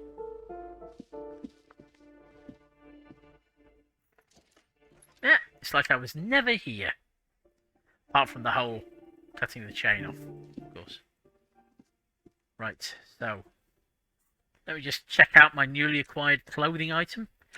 A classic white summer jacket loved by both the Sarumaresian Communist Party and the accompanying subtropical drug traffickers. Fits you well, regardless of your political ambitions. Does it fit me as well as my RCM patrol cloak, however? No, it does not. But it is good for conceptualization. Should I need to boost up my ability to talk to artists.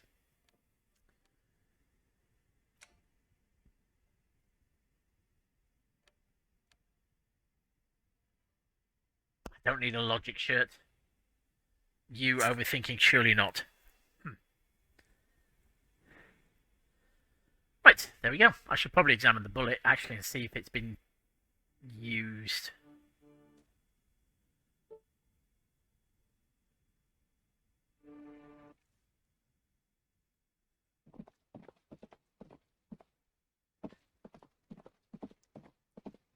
Shit, I've forgotten something I was going to do. I noticed Kuno was quite upset when we took his body away, and I forgot to talk to him. Damn it. Too late now.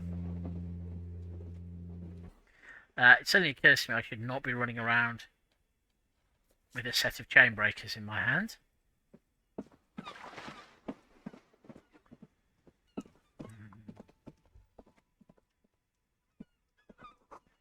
The damage looks like it could have been caused by an earthquake. Heavy artillery.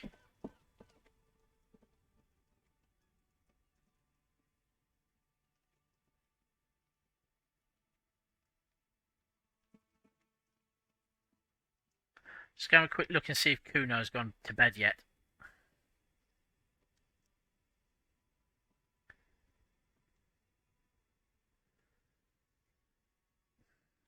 No, he's still here.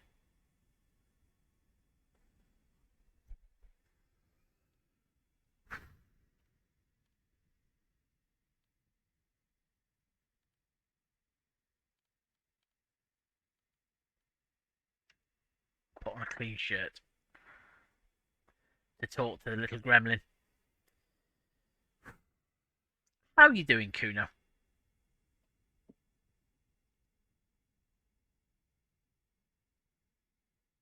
Fuck does Kuno care?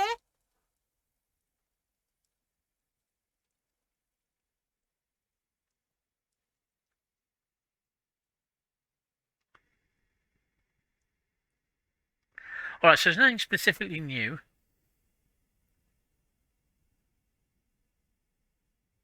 I still haven't mentioned to him that I found his shack.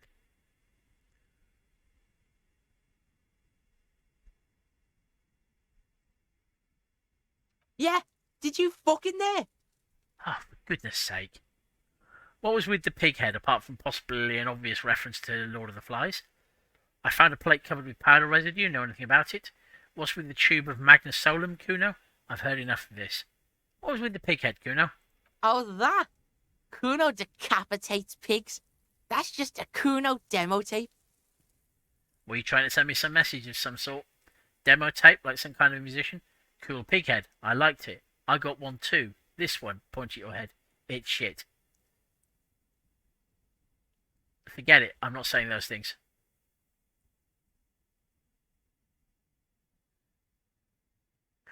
Yes, Clive, I am indeed looking for some new way to get humiliated by the small child. I've got quite a bit of morale, and I'm going to be going to bed shortly. So, yeah, let's joke along with the dangerous ginger gremlin. What is this shit? Fucking on yourself. This is weird level shit.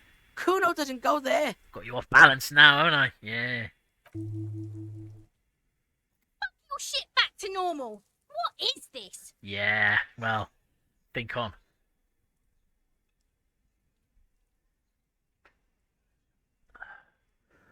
So, powder residue. Know anything about it?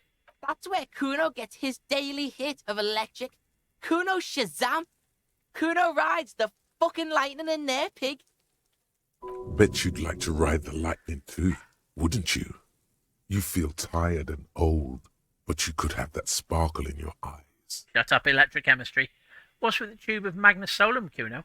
It's a vitamin, pig. Don't you know anything? He looks like you just pointed at the sun and asked what it was. It's magnesium, right? Yeah, it's the mag. You fucking need that shit to stay on top of your game. Kuno goes through like a tube a day, rips mag like a motherfucker, and you could use a bottle. This is pretty true. I would happily take a barrel of morale-restoring vitamin. Oh, don't teach him, Kuno. He's going to use it against you, Kuno. Come on, it's just magnesium. Don't mystify it. I'm using negative psychology on you. Reverse psychology. You're not getting this, pig. It completely takes away the hangover. It's like you didn't do anything. Like you stayed home playing with your choo-choo. He looks at you, eyes bulging. Fuck you, pig. Don't do mag. You're going to OD and you're going to fucking die. Okay, I know who I trust. It's not you, Kuno S. And it's also not you, Kuno, but still. Good call, Pigmeister. Don't come and talk to Kuno about his kingdom. Okay, I'm off. Kuno doesn't fucking care. Nope, that's fine.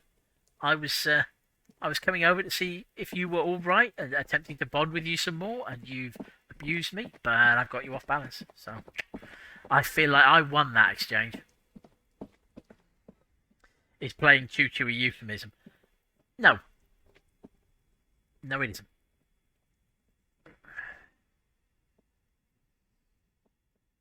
I have nowhere near enough money for the boombox, sadly.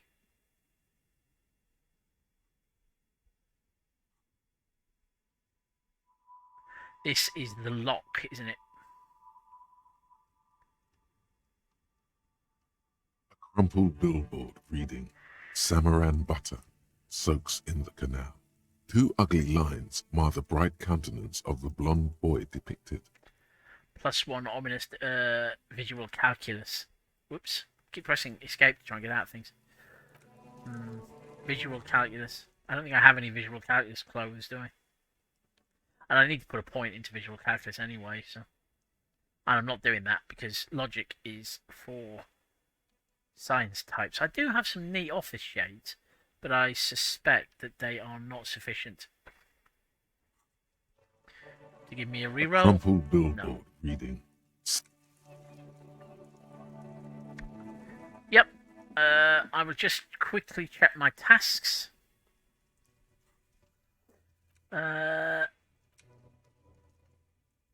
Oh, let Avrant know you unlock the door.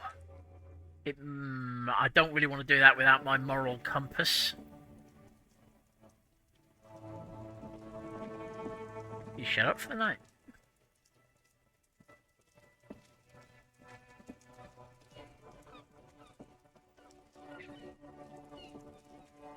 No. Resist.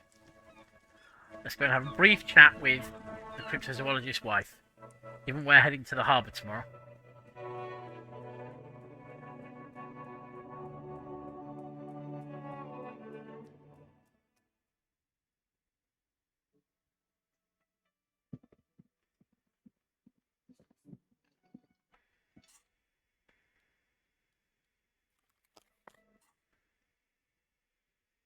Hello again. I'd really like to hear more about cryptids. Oh, hello, dear. There you are again. Of course, dear. Is there a particular cryptid that you're interested in learning about? What's the tiniest cryptid? Because I think insects might have some relevance to the case I'm exploring. I thought we'd agreed on just one cryptid, sweetie. But this is so much more interesting than my real job. Just 1 or 2 more, Lena. Pretty please. But this is... Oh. Just 1 or 2 more?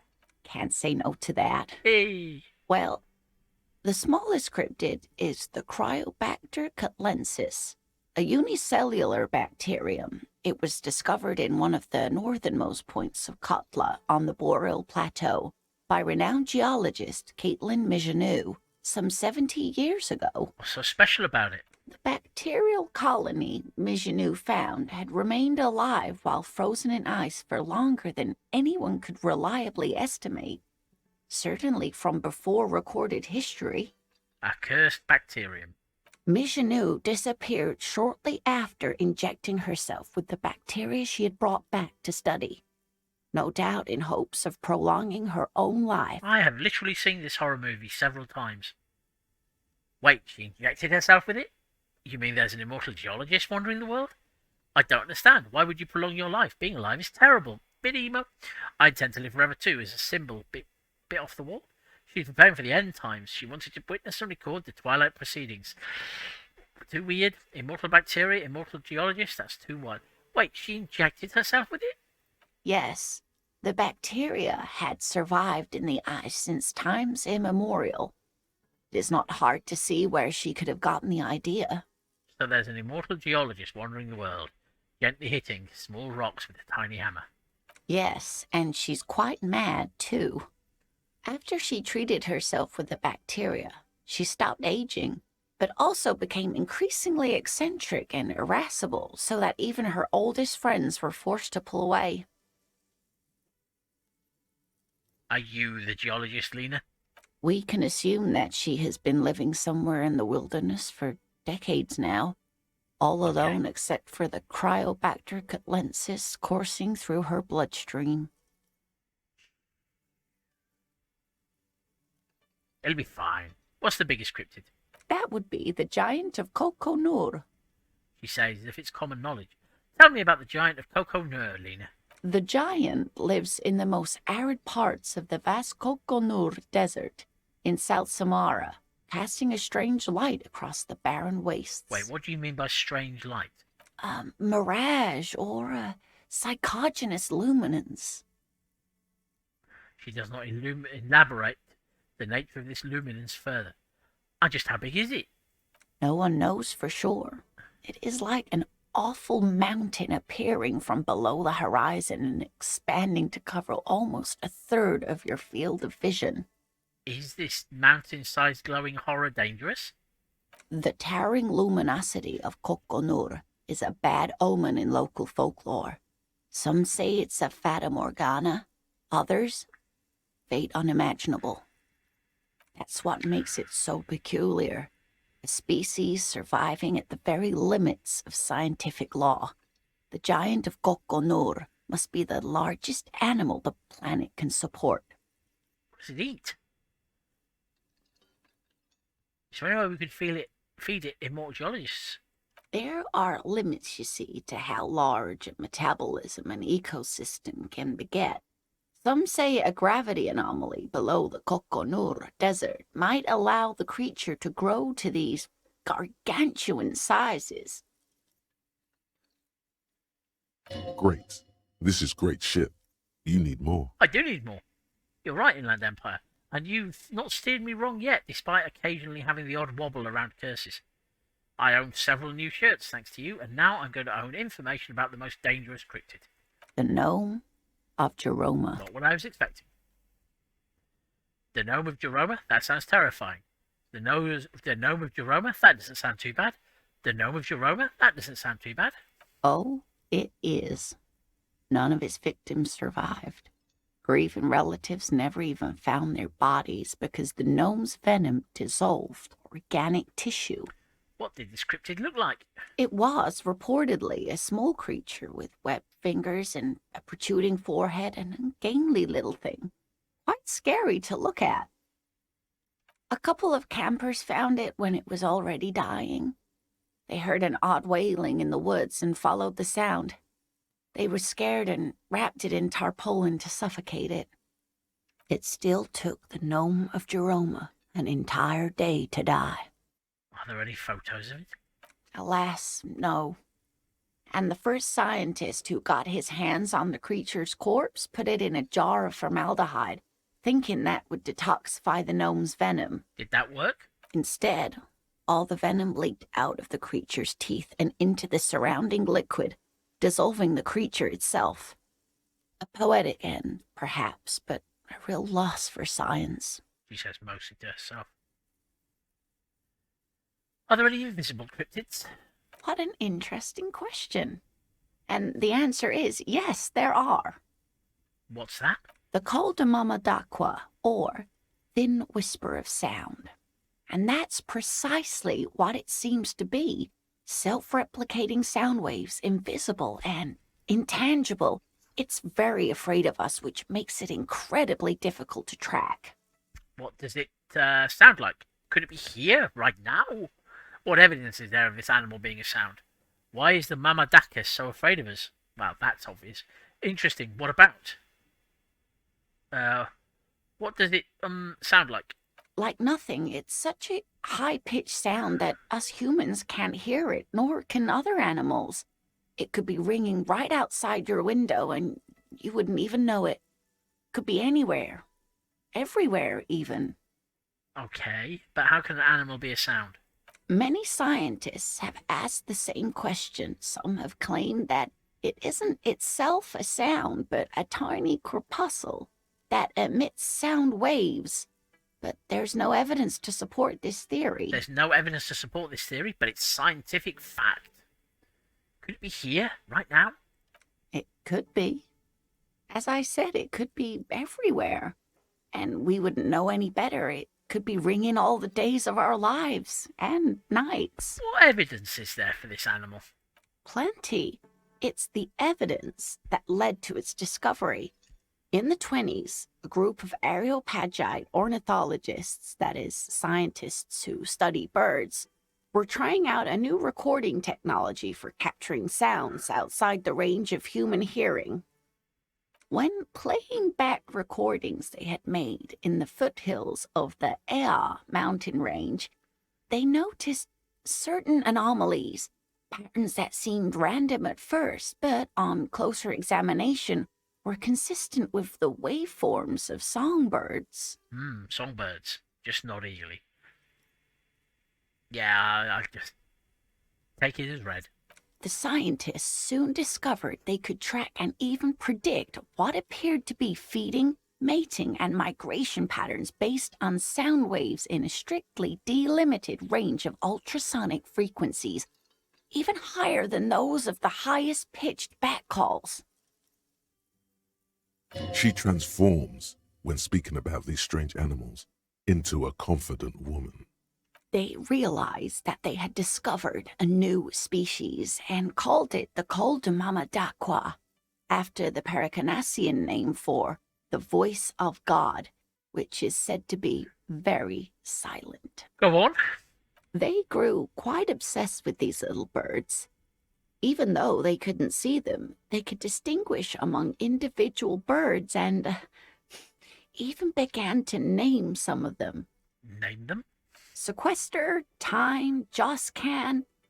Those are but some of the Mamadakwa they followed individually. Why is the Mamadakwa so afraid of us?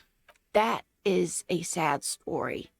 A group of university students assisting with the field work in their enthusiasm for the project, and no doubt because they were preoccupied with impressing their professors, nearly drove it to extinction. Extinction?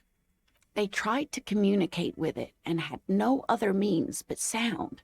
So they started sending out sound waves at frequencies they thought might match the Mamadakwas.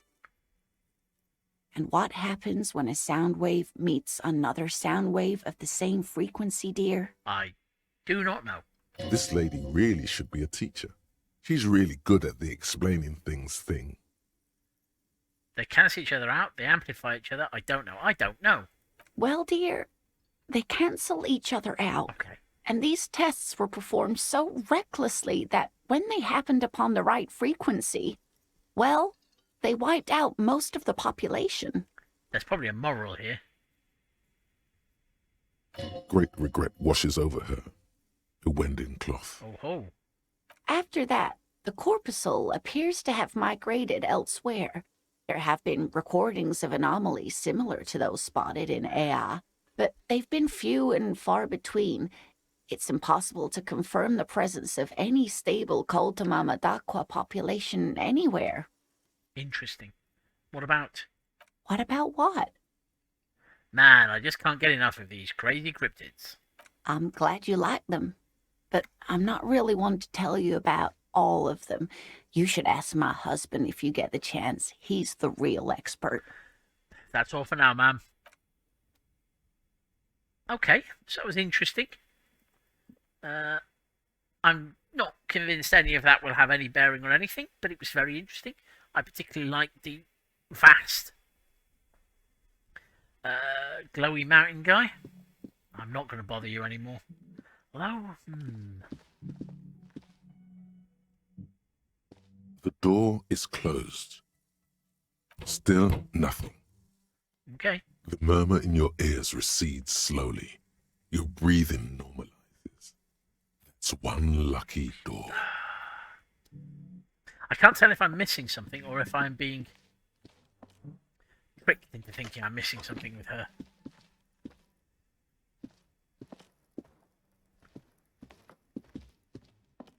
A mirror hangs on the bathroom wall.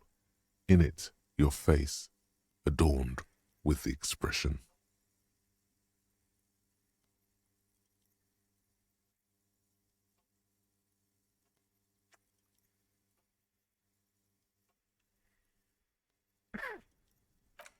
I just wanted to check the mirror again. No particular reason. Right, I think I am ready to head into sleep and see what I dream about. Is that tape always? Yeah. Still no sign of a tape. The bed is still cold from the broken window, and not too inviting. But it's yours. You've earned it. Time to sleep. Sure, I shall have a... The bed is still cold from the wind blowing in from the broken window. The mattress creaks as you close your eyes and try your hardest to fall asleep. I'm sure this is going to go well. Apparently not. Here we are again, my broken bud. The waves are coming, carrying you away. But you can't go. No, you have to stay. Always half aware of yourself. You're not cooperating, brother man. Why? It's your disgusting body. Even through your sleep, you feel a vague discomfort suffusing it.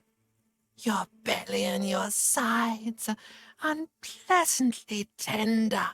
You wish you could curl up into a fetal ball of safety. But you cannot, because of the pain. And there's a lot of it, ever present in your organs. It's like every one of them has their own nasty song to sing. Every cell in your body is moaning in agony, asking, what did we ever do to you? I'm sorry, Cells. It's all me. It's my fault. It's all the system's fault. The system failed me. This body's worthless anyway. No one does anything nice to it. Ooh, okay. Sorry, cop apologizes to literal cells in body. Blame the system. This body's worthless. No one does anything nice to it. That's a little bit emo and self-pitying. I'm sorry, Cells. It's my fault. I'm sorry.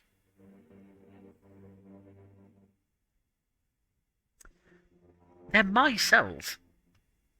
I can't blame the system. I don't want to go emo.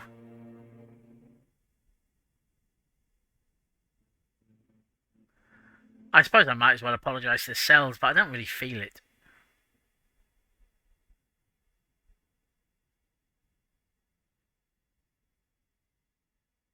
And why might that be the case? What lava lights on such a bloated corpse to be? Okay, these are my just desserts. I will endure this pain with dignity. Wait, wasn't this the express to fuck all borough? I'm an artist and liver damage is my art.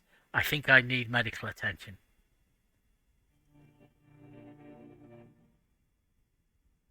I think I need medical attention. Oh, yes. They'll check you out, give you some pills, make it all okay. The Wonder Maker. I'm getting mixed messages from you, ancient reptilian brain. Don't be stupid, Harry. It's not happening. They don't make new kidneys and livers in hospital. All you've got to do is pray to God it passes and stare at the flickering darkness. You're just stuck here, in the half-world. Could try looking at other people, really looking. But why would you want to start doing that? Just get me out of here then, back to the other place. I will. I'm looking at people all the time. I like them. Human beings will always betray you. Oh, God. I like looking at other people. Sure you do. They're all so friendly, aren't they? I have met some friendly people today. Some of them are. Some of them are nice. Others are scared. Yeah, see? Volition agrees with me. What do you think you're doing right now? Coming to some greater awareness? Look at all these lights, blinking in and out of existence. Thoughts! You're just pretending that you're asleep, even to yourself, while the world goes on without you. It would be a lot easier for me to sleep without you yelling at me, limbic system. Let it. Let it. But it never seems to let you go, does it? Time to rise and wipe that shining sweat off as best you can. Gather your bearings. Rock and roll. We don't do rock and roll limbic system, we do disco. No. Wednesday. And now we are back to the grind of trying to find money. But my morale is back up to 8. That's good. That's positive, yeah? Stop feeling sorry for yourself, Harry. Wake up.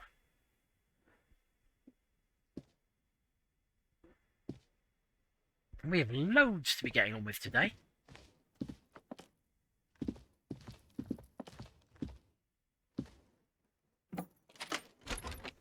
Loads. We've got a whole new place to explore. Although, frankly, I might leave that to my next stream because I am starting to feel a bit rough. Not too rough, but a bit rough.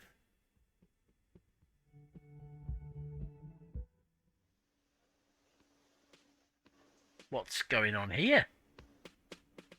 Who are these people?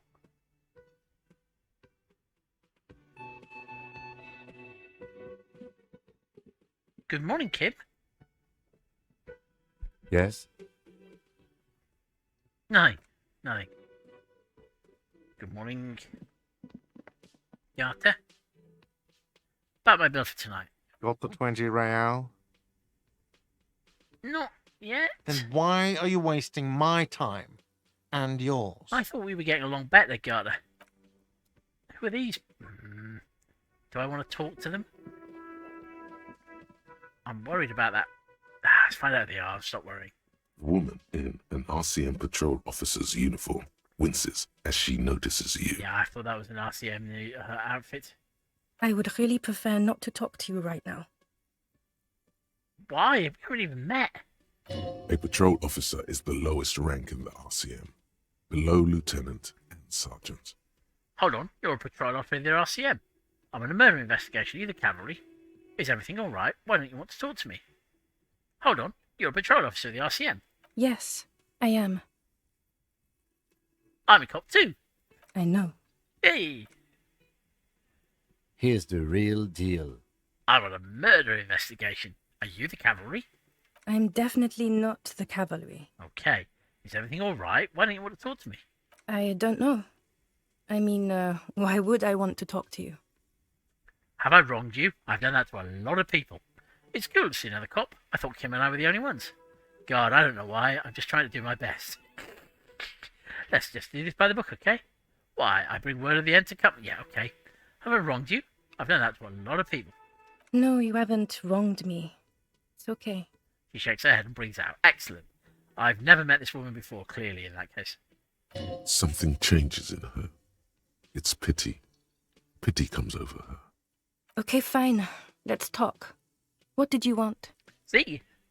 I'm ignoring the fact she's pitying me. We've made progress. So what precinct are you from? What precinct? She just sighs. Am I from? God, he doesn't know. I don't know. What's going on here, EDC? Fucking deranged lunatic. The sunglasses wearing man pushes through his teeth. What? What? You're the police, right? Cool, so am I. I don't know what to say. Well, this is all proving to be very uncommunicative. Don't say anything, Judith. Wait, is he police? Me? No. I'm just a man with sunglasses. I like wearing sunglasses inside. Sunglasses and a fucking wig. What are you, the police, doing here? I'm just looking out for... You? Me? No one.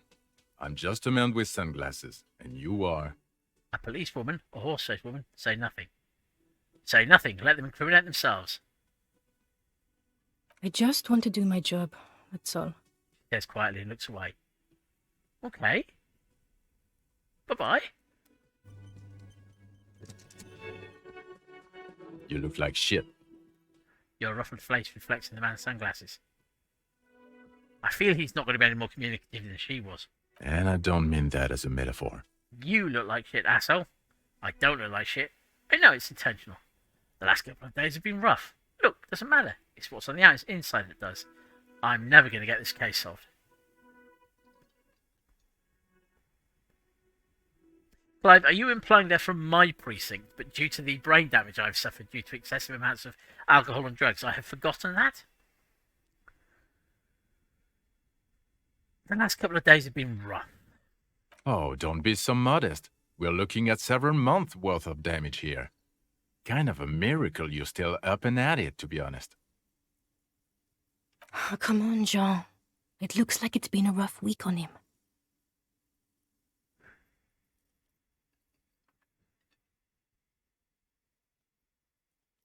Kim can see them, so they're probably real. Assuming Kim is real. People have spoken to Kim. Kim is definitely real. It's not just this week. What do you want? You're very aggressive for no good reason. Have I broken your... Don't even try to win him over. You won't.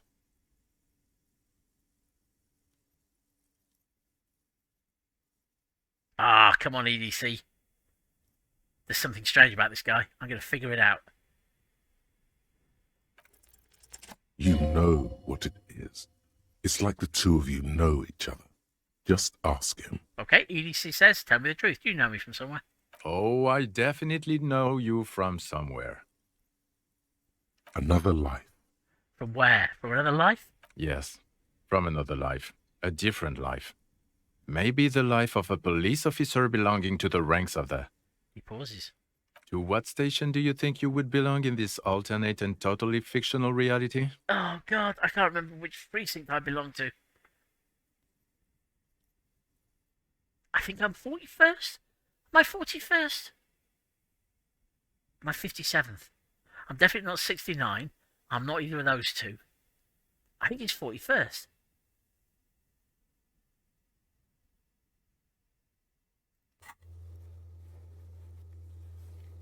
Can't get at my equipment. Uh-oh.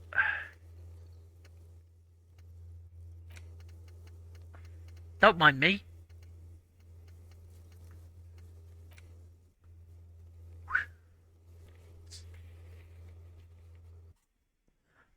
41st. I knew that.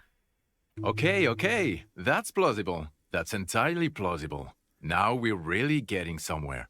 He gives you a long, meaningful look and adds... Somewhere good. Let's talk more about that hypothetical Station 41 you mentioned. Kim, who is this guy? Got some more questions for you. I'm a cop. Let's talk more about that hypothetical Station 41 you mentioned.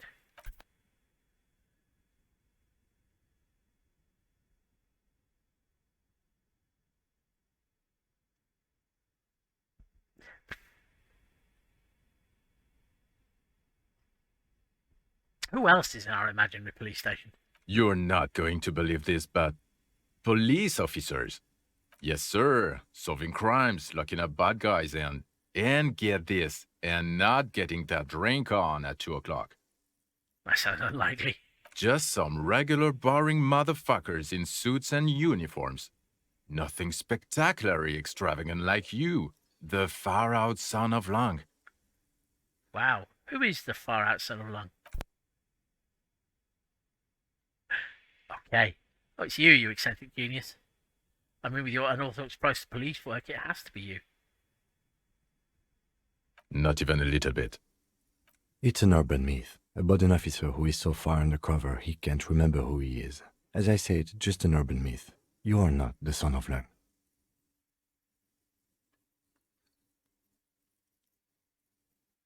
Am I definitely not? No, I'm definitely not. That's too cool for me. He's trying to protect you from further rough handling, dished out by this sunglassed man. So what would our relationship be in this alternate universe? Also, thank you, Kim Kitsuragi. Let's be crazy. Let's say you and I are partners. How's that for a thought experiment? You seem like a cool guy. Oh, no. Kim's cooler than you. Yes. I can't resist. I've got to say that. Kim's cooler than you. I'm sure he's fucking flattered, but Kim is not part of his thought experiment. In this one, we're partners. Wait. No, I'm probably imagining it. But he does... There's something... Yeah, he does look vaguely familiar. The lieutenant is silent. Like partners in crime, or... No, because in this thought experiment, we are police officers. In a police station. We don't do crimes, we're not crime bros. Come on, stop it. Do you have a crime to solve? Oh, no. You see, I enjoy watching other better cops solve crimes, and let me tell you, it's been quite a privilege seeing you work. Thank you. This isn't helping.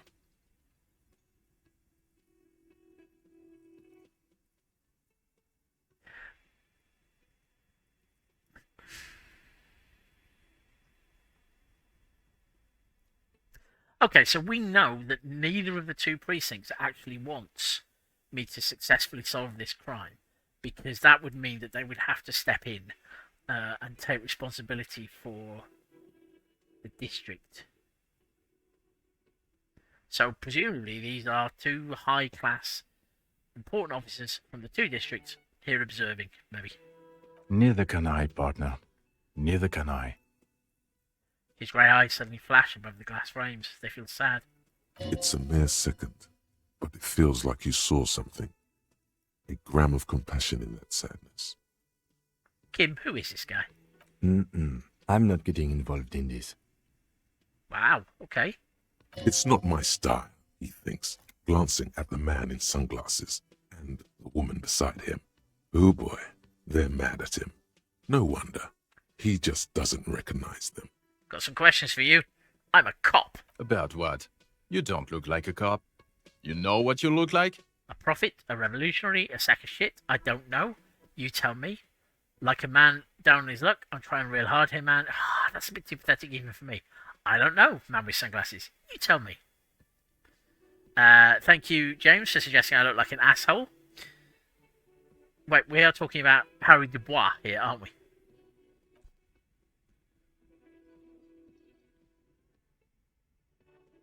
I don't know. He taps at his forehead thinking, a sad sack of shit next to someone far more proficient. Wow. It's like he has no sympathy for my many, many problems that are in no way self-inflicted. Now, will you answer some questions for me? No. He says calmly, and just keeps staring at you. Why not? Because it's not my job.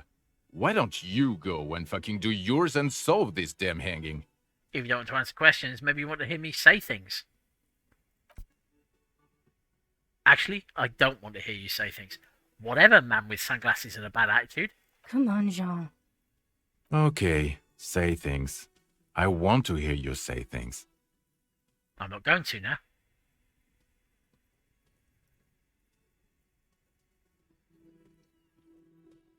Hear that? He wants you to say things. Say one. Okay, I'm doing this investigation. A man is hanged. So, do you know who hanged him? No, technically. Yeah, I can see that. Hey, why am I even telling you this? I don't know. Why are you? He gives you an odd look. Who knows why we do the things we do? Somehow, bouncing those ideas off the man with sunglasses felt calming. Like you've done it before. Oh my god, there's more. You want something more? What is it? Let's talk about the hangman again. Okay, why not? Let's do the whole thing over again. We're not wasting time. There is no time. So, do you know who hanged him? I don't know. Oh my god, there's more. Okay then, see you You around. want something more? What is it? Watch out for yourself, loser. Okay, the man with the sunglasses and his hypothetical Station 41. Weird, right? I know, super weird. I guess it was kind of weird, yes. No, this whole interaction was perfectly normal. Frankly, I'm way past caring or wondering. It was kind of weird, yes. There's something missing here. Something you can't put our finger on. You know what? Just ask him. I know it sounds crazy, and you'll probably get laughed at. But still. I was just thinking the same thing. I should just ask him if we're from the same station. It's impossible. I don't want to waste my time. I should just ask him if we're from the same station. Yes, just cross it off the list. It's probably not true, though. Let's do it. After Kuno, this guy is nothing. Again? I can't believe this shit. He shakes his head, looking like he really is having trouble believing this shit. Look, I just have to ask you, are you from the same police station?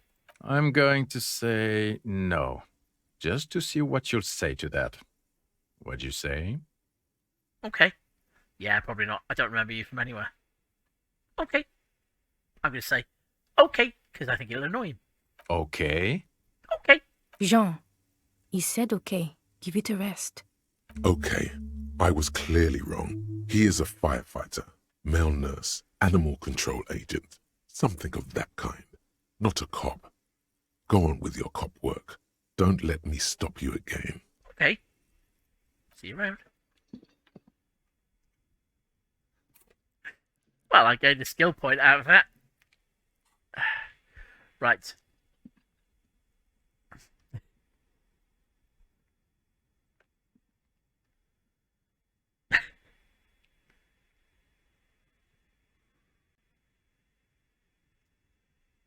That's quite perked me up.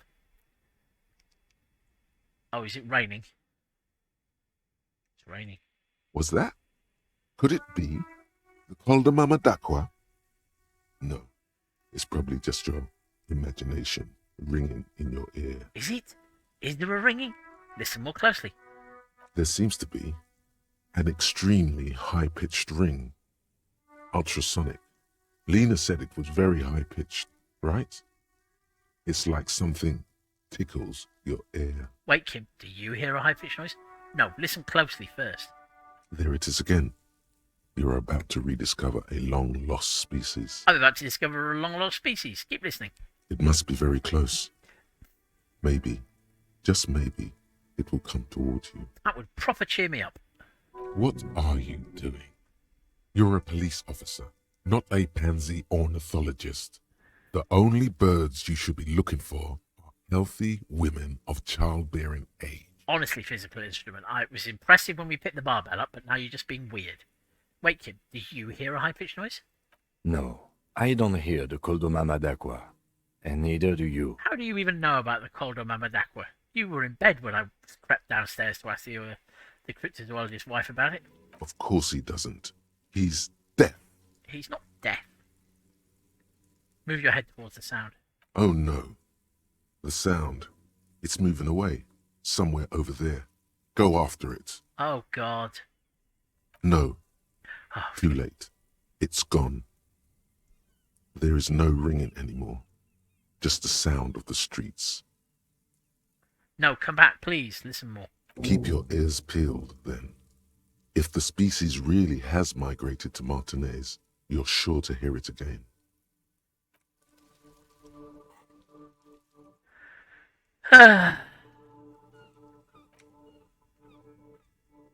You heard it. The mysterious Coldo Mamadakwa. You're certain that you did. Well, maybe not quite certain, but let's say you're hopeful. Because it would make you very special to be the only human being who can hear this invisible, incorporeal bird, this animate whisper, this particle of sound. You're going to have to keep listening. Sharpen your ear. I don't feel that that is a thought that I would be internalizing. Now, I should go and do a poke around looking for... I'm going to pop in and say good morning. Good morning, Tommy. Still here. Stuck in this damn jam, my man. What's up?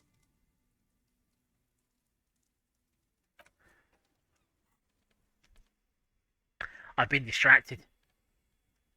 But only briefly, I suspect.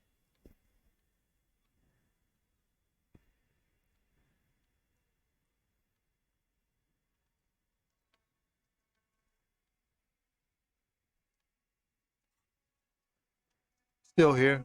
Stuck in this damn jam, my man. What's up? I'm going to hit Tommy with my best verse. Wait. There's something here, stored away in some dusty corner. It starts like... A mirror's temperature is always 0. It is ice in the veins. Its camera is an X-ray. Whoa. What else? It's a chalice held out to you in silent communion, Silent communion. That's good. where gaspingly you partake of a shifting identity never your own. Dang. That's some great shit. You came up with that yourself. Did you? I don't really know. I think that may be an actual poet and I've learnt it by heart. I'm just a vessel for the muse. I think that may be an actual poet and I've learned it by heart. No matter. It's a fine stanza. You're not so bad after all. For a cop. For a cop? They're more often in the fists than rhymes, see? Let alone honesty in verse.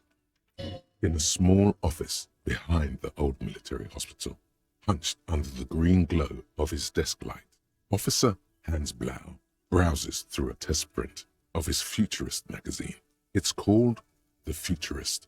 The typeface on the header is too small. Any organisation gets all kind of folk. I'm sure we try our best.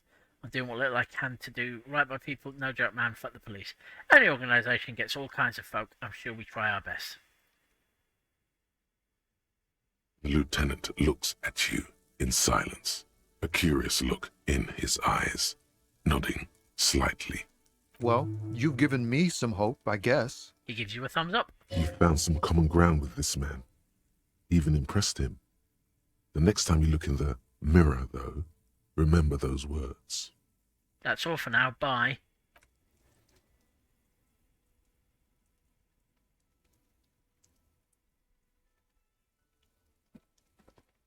First off, I'm taking this crap jacket off. Just bear with me, Kim.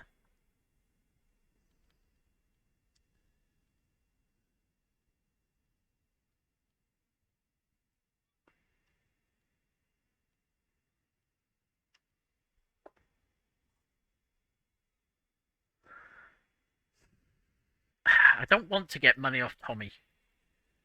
Clive, we are friends.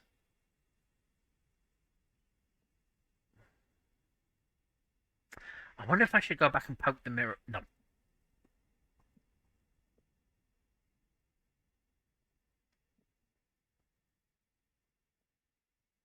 Lost it. Bollocks.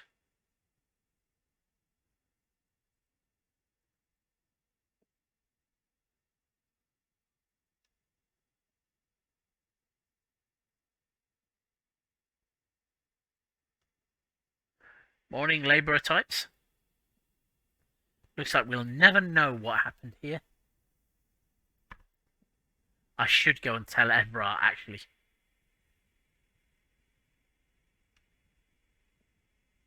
A rusting control panel with loose wires dangling out from the hole where an indicator light used to be, and a mechanical lever sitting in the middle. I'm going to pull the lever to open the bridge. I'm going to run and see Everett.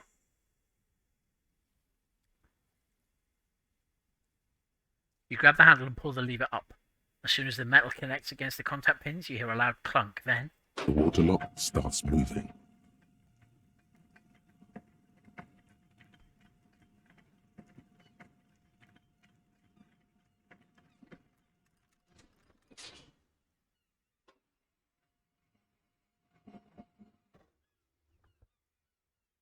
Okay, if we ever need to get to the coast, then this is the way.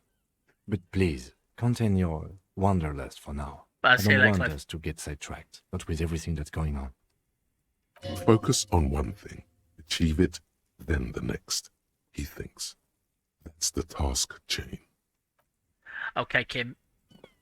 Let's go back and see that dreadful little man. And then I think it will be time for me to call it a night. Assuming I don't get distracted by a different side quest. I have to remember to go and see the guy, don't I? Yeah, fuck you, racist.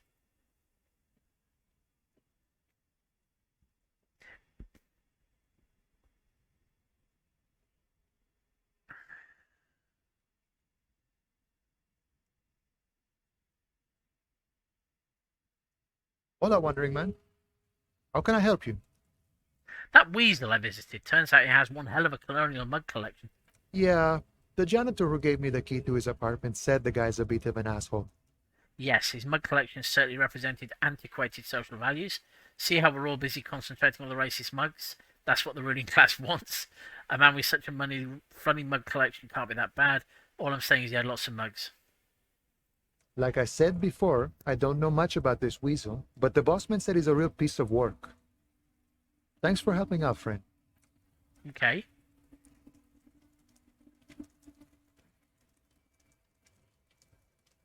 It'd be weird if it was... Nah.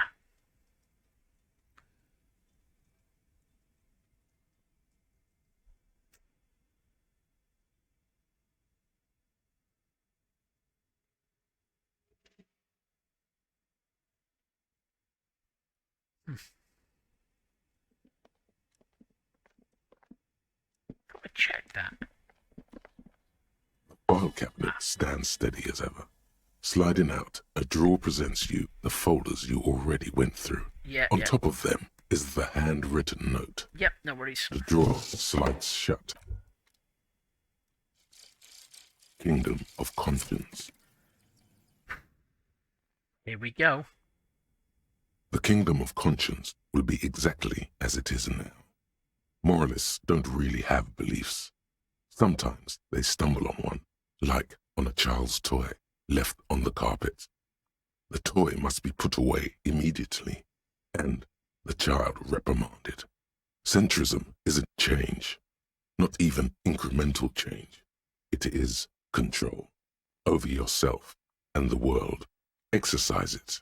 Look up at the sky, at the dark shapes of the coalition airships hanging there. Ask yourself, is there something sinister in moralism? And then answer, no. God is in his heaven. Everything is normal on earth.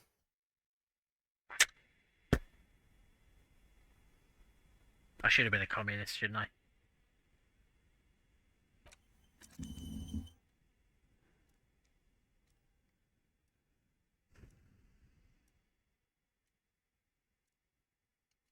Hmm.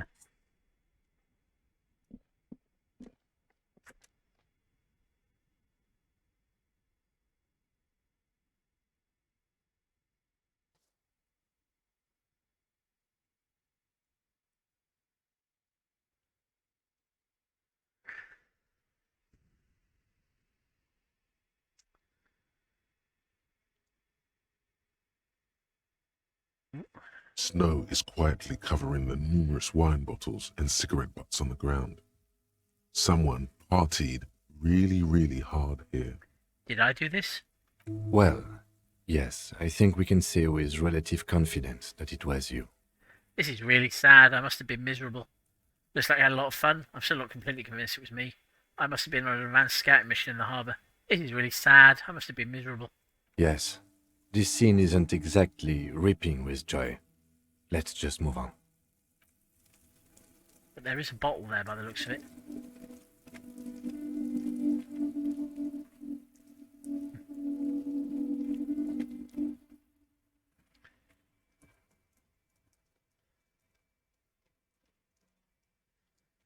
Oh, yes.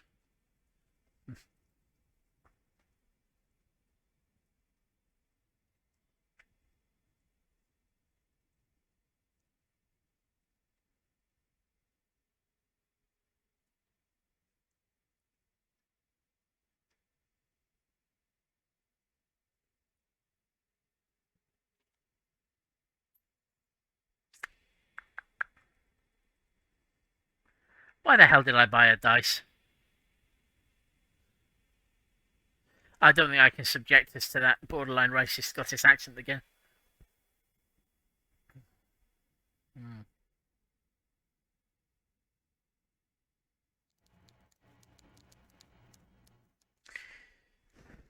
Here we go.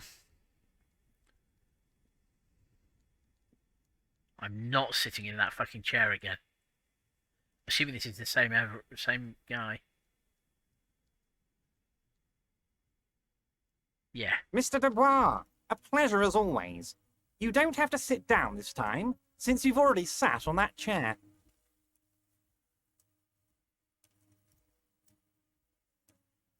What's in the container that's outside your office, Everard? My dear Harry, there are literally millions of containers in this harbour. I couldn't possibly remember what's in all of them. There's something special about it. It was attached to the Kvalsund crane. Harry, you smooth-talking son of a bitch. Time is a precious resource, and I don't have enough of it to count containers with you. Smooth talking. Maybe that's the way to go about opening the container. You should at least try convincing it. Okay, well, I've not heard from Rhetoric in a while. I opened the door you asked me. Can we now discuss the murder? I'm very glad to hear that, Harry. One question. You didn't actually happen to stumble in and see what's inside the apartment, did you? There is no way to sway this man in any direction. He is unsuggestible and unswayable. Just tell the truth. I may have gone inside and seen a collection of racist mugs. Just as I thought. Culturally antiquated mug collection. What a weasel. Pissing on Everart's Rainbow Coalition. Now let's get down to brass tacks. It's time for men like me and you to figure out who's killed who and why. Real police work is going to start happening now. I promise you, Harry, this is going to be good. I hate you, Everart. You annoy me even more than than what's his name, the union idiot. I'd like to imagine something bad is going to happen to you, but I just can't see it being that kind of game. The mug collection I mentioned was in the apartment. I found a similar mug in the trash with the hangman's clothes. I've heard about a connection between the lynching and the strike. I'd like to hear what you know about it.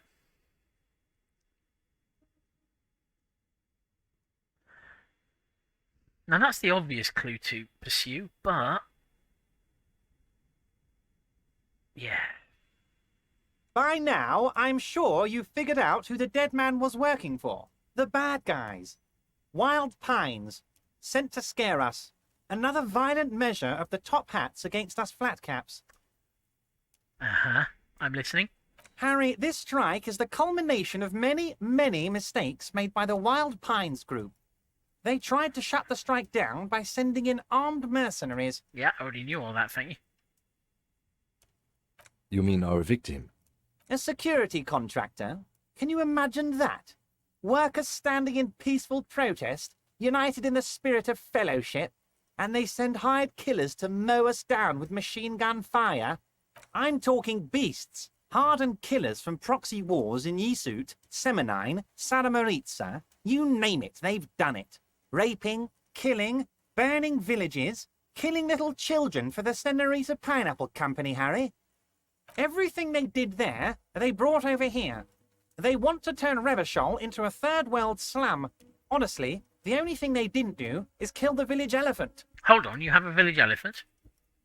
No, Harry, the elephant is metaphorical and so is the village. But the mercs and their brutality are very real. Go on. Now, I haven't personally witnessed the brutalities out there. I have the luxury of staying in my container, you see. If I need to go somewhere, they just move my container. He laughs. Wait, they move the container? Yes. I'm an old man, Harry. My legs aren't what they used to be. They lift my office with that big crane. It's actually very fun. You should try it. But enough about me and my fun container. The killers the company hired, I think there were 3 of them, all hardened commando types. I know most of this. I know all of this. One of them got downright suicidal, getting drunk, violent, a little rapey. Even their own negotiator couldn't control him. That's your boy, the one who likes hanging out and trees. I knew that. By negotiator, you mean Joyce? Harry, what you need to realize is, we dock workers are not pushovers. Oh, don't disrespect Kim Kitsuragi, Everett. We got grit, Harry. This whole neighborhood does. Push us hard enough and we push back. And when we do, we push to kill. Wait, the whole neighborhood is in on it? Potentially, Harry, potentially. We got arm wrestling champions, rowing club people, ex-coal miners, tough guys, all ready to spring into action for their home base. Who exactly did the pushing? There's a militant wing inside the Union. A group of people whose duties don't involve manual labour, but peacekeeping in the neighbourhood, making sure everything runs smoothly. They're like you guys. Idealistic people who want to make sure bad things don't happen. And if they already have, well, punishment must follow.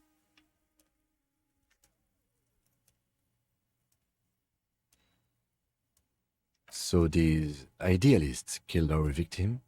One day Titus Hardy, leader of this peacekeeping faction, comes up to me and says, "Boss, socialist democratic fervor drove us to take it upon ourselves to kill this beast that was burdening the land." He probably worded it differently, but that was the idea. Sure sounded to me like they killed him. I gave them 2 weeks paid leave and told them to lay low to avoid retaliation. Aren't you worried we might arrest them for this? Oh, I'm not at all worried about that. These are not the kind of men who get arrested. They're Martinez boys, tough and gritty. I'd like to see the man who takes them in. Besides, I sent my lawyer girl to look after them. Despite his boastful tone, he's having doubts about something. But what? Maybe he doesn't believe the boys really had it in them. They're his boys, after all.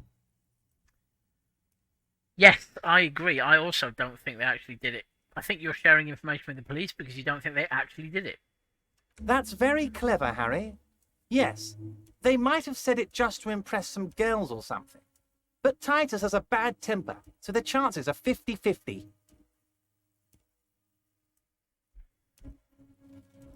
So interestingly, this feels like information I should have had earlier, or an alternate route to the same information I've got from Joyce. But let's briefly push through. How do we know the mercenaries were hired by the shipping company? How do I know? Let me tell you about these people. That's their MO. It's what they do. Last winter, some poor workers in Terminal E went on a little strike. The company sent in Sediment, a security contractor. The strike was over the workers' right to wear protective footwear, Harry. These guys turn up and start beating people. Tell you what, Harry, I wouldn't be surprised if we got the same mercenary company, after a little rebranding. And I'm sure as hell not surprised to see an army of scabs under my gates. So you believe the scabs were organized by the security contractor? We also believe that, Kim Kitsuragi, given our brief interactions with the guy who's leading the strikebreakers. You said it. Hell, one of those guys looks big enough to take down that proverbial elephant. Boys like that don't just happen to show up during strikes. The name of the company is Krenel this time. It might have been Sediment before. Of course. You're always one step ahead of me, Harry. I'm no genius. I'm in this position because people like me. I don't like you. The remaining mercenaries are organising a tribunal to take on the Hardys. Tribunal? That sounds serious, Harry. We Union men should be shitting ourselves. I wish you hadn't told me that. I'm gonna lose sleep over this. Let's change the subject. He's clearly happy about the tribunal. So he's put the Hardy boys out in public where they can be mowed down. Expendably. To improve his negotiating position with the company. You don't seem too worried about it. Oh, Harry, what do I really think about the tribunal? You're trying to climb to second base with old Everard before you've even courted him properly. Aha. You mentioned a lawyer girl. Oh, Liz is a bright one. I paid for that law degree myself, thinking it'll probably turn her all fancy. But hell, Harry, she came back a firebrand socialist. Sometimes she scares me with her zeal. Tell me about Titus Hardy and his crew. Oh, they are simply fine young men, all 7 of them. Exemplary union members, always working to advance their position in the local socialist democratic movement. Core members.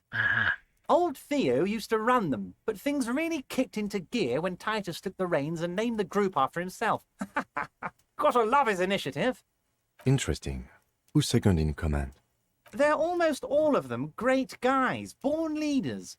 Whatever happened, I'm sure they only had the best interests of Martinez and Revachol in mind. Work with them. Hell, interview them. But don't fight them. They really are just like you. Men who like beer, women, and some order on the streets. Everett, I met those Hardys. Can you ask them to cooperate with me? But of course, it's the least I can do for my good friend Harry. I'll do it right after we've concluded this talk. You can now go and tell Titus about this. See what he has to say. Okay, so that's a positive that's come out of this. That and my, I hope I'm wrong that he's intentionally setting up a bloodbath.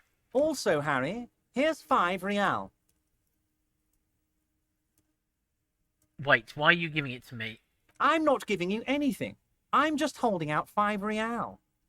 Needless to say, this is another move. Don't take it. I don't need it. I only wanted you to hunt with the Hardy Boys. I've got 14 real practically. All I need is a couple more postcards and I'll have enough to pay for my rent this evening. Oh, I wasn't offering it to you, just holding it out there. But I'm willing to share information. Was there anything else? The mug collection. I found a similar mug in the trash with the hangman's clothes. Racist mugs in the trash and in the apartment? You guys are just light years ahead of me. I have so much confidence in the ability of your organization. I'm relieved you're doing this and leaving me to do what I do best. Helping people. With the power of politics. Yes. Do you think this weasel is somehow connected to the murder? Oh, no. I don't cross paths like that. All I want is for you to succeed in your investigation. I would never complicate things for you. But this weasel might have cleaned up after the killers. Believe me, Harry, he's a nobody. It's your basement variety nobody. Can't imagine him being connected to a high-caliber case like this. But he does live nearby. Maybe it's a pedantic weasel. Fascists are known to be neat freaks. I feel like a real detective right now, Harry. Am I getting this right? He imitates bashing something with an imaginary baton. Great technique. You'd make a great sergeant. There's more to police work than whacking an imaginary baton. Say nothing. Man, I don't like you, Everett. Of course, Harry. Stoic silence. I like that. Very befitting a police officer. I'm not a real detective. You are. Don't you forget it. Probably. Good talk. Let's conclude for now. Was it a good talk? I'm not sure we made much headway here. I was hoping we'd bust the case wide open. Heck, I even wanted to tell you what I really want to achieve with the strike. I don't know what happened, Harry. I wanted you to feel like Mr. Martinez. And, of course, I also wanted you to find your gun. But it's like I can't completely trust you. Yet. Yet? Yes, Harry. It's like I can't fully trust you if you're not a man of the left. I want to, but I just can't. He's been hurt too much in the past by men who aren't social democrats. Okay, I'm not a man of the left. I'm a patriot of Revachol. You're right not to trust me. I take care of me. I'm a hustler. I grind. I'm a money engineer. What's that supposed to mean? I'm more left than you are. This is another corrupt scheme, isn't it? I'm neither left nor right. I do what my heart tells me to do. I am apparently a fucking centrist. What does your heart tell you about your lost gun, Harry? Does it tell you to forget about it? Or do you think it wants to be found? I think it's lonely and cold. I think it wants to be found, and I have a proposal for you. And what would this entail? Once again, I require nothing unethical or illegal of you. You just need to get 2 little signatures on this piece of paper, and then mail it to my accountant in La Delta. So, another tiny, harmless job. Kim, what do you think of this? What are the signatures for? Fine, if I happen to be there, I can ask them. No, I'm not going to do this. Kim, what do you think of this? It depends. I don't think what we just got from Mr. Clare was very useful. I agree. But, he thinks, it's your call. Here's EDC. As I said, it weighs on me heavily. But once we get really talking, well, I'm going to hand you the keys to Martinez, and maybe even help you figure out who's behind this killing. What are the signatures for, Everett? I'm glad you asked, Harry. The Union is going to build a modern youth centre in Martinez. It will be righteous. We're going to get those teenagers off drugs and on roller skates. There's a nameless little street on the coast with some old houses around it. Most people have already signed. I just need 2 more signatures to get this mission off the ground, Harry. Where is this place exactly? On the coast, Harry, across the canal. There's a cul-de-sac there, a little village they're calling it. A gloomy place. You'll find it. I trust your detective skills, Harry. Water drips from the eaves. A woman looks at her freshly tarred skiff.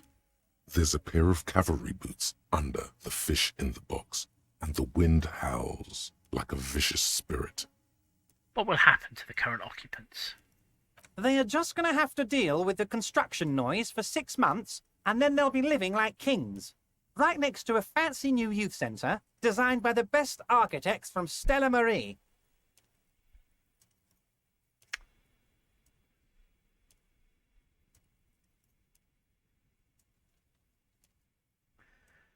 Fine, if I'm happy to be there, I can ask them. Ah, man. I would like to get my gun back before somebody gets shot with it. You bring joy to my heart, Harry. Such a pleasure to be working with you. Here. He hands you an open white envelope. You need to get signatures from Isabel Sadie and Lillian Carter. The cul-de-sac is right past the pawn shop and across the canal. I heard there was some trouble with the water lock, but it should be fixed now. Once you have the signatures, mail this to 13022 La Rocca in La Delta. Then we can talk about your gun. He runs his fingers through his thin hair.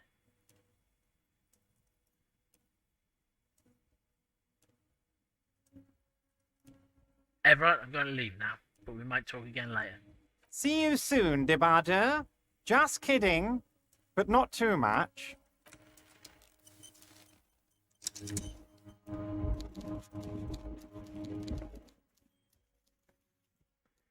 So,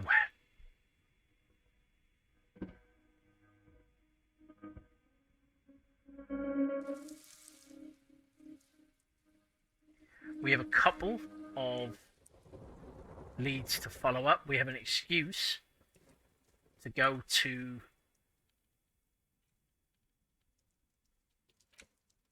a white envelope with a stamp attached to the upper right corner, handed to you by Everett Clare. Inside are some legal documents with 2 names printed on them. Isabel Sadie and Lillian Carter. Both signatures are required. You take the legal documents out of the envelope.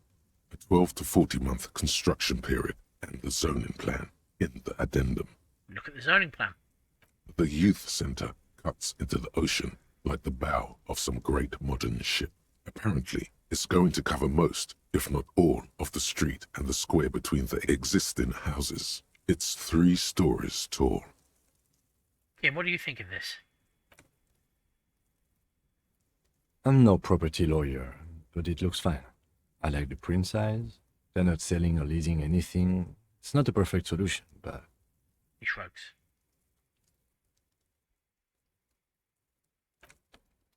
I'm just going to wear my most logical outfit for a moment.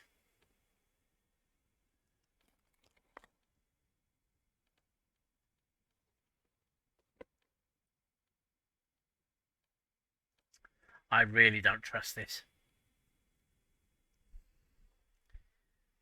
I just really don't trust this. You take the legal documents out of the envelope. A 12 to 40 month construction period and the zoning plan in the addendum. James has said it's almost like you don't trust Everett. I don't trust Everett.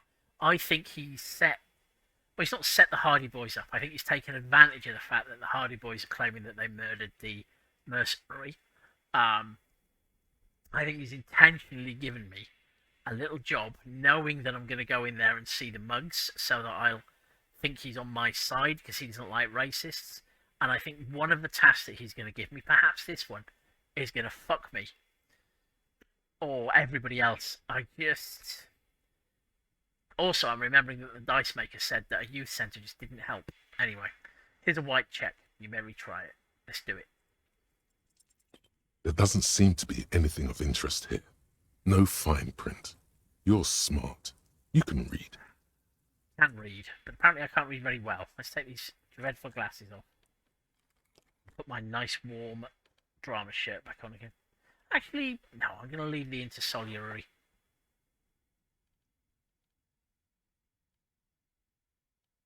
Now I'm going to put my nice warm mesh shirt back on again. So, I've got plenty of places to go from here. I'm currently reasonably close to having my rent. I do owe 7 real for a dice for some reason. I got carried away, is probably the best way to describe that situation. I am starting to feel a little bit rough, however, having a bit of difficulty concentrating. So I think that is a warning sign from me, and it is nearly 10 o'clock, not to press on right now for fear of screwing something up. So I'm going to take a break. When we get back together again, we're going to go and speak to Places, let her know about the haunting, whatever we've decided on that. And we are going to go, I think, and explore the docks. Although, of course, we can also go and talk to the Hardy Boys. So I will see people another time. I will save the game. That was nearly embarrassing. So Hardy's Plaisance Harbour check up on Kuno. Save. Right. I shall see people the next time, assuming that everything goes according to plan. Bye-bye. Bants or bullying, bants or bullying, we're playing a game called Bants or bullying, bants or bullying, bants or bullying, it's rarely bants, it's usually bullying.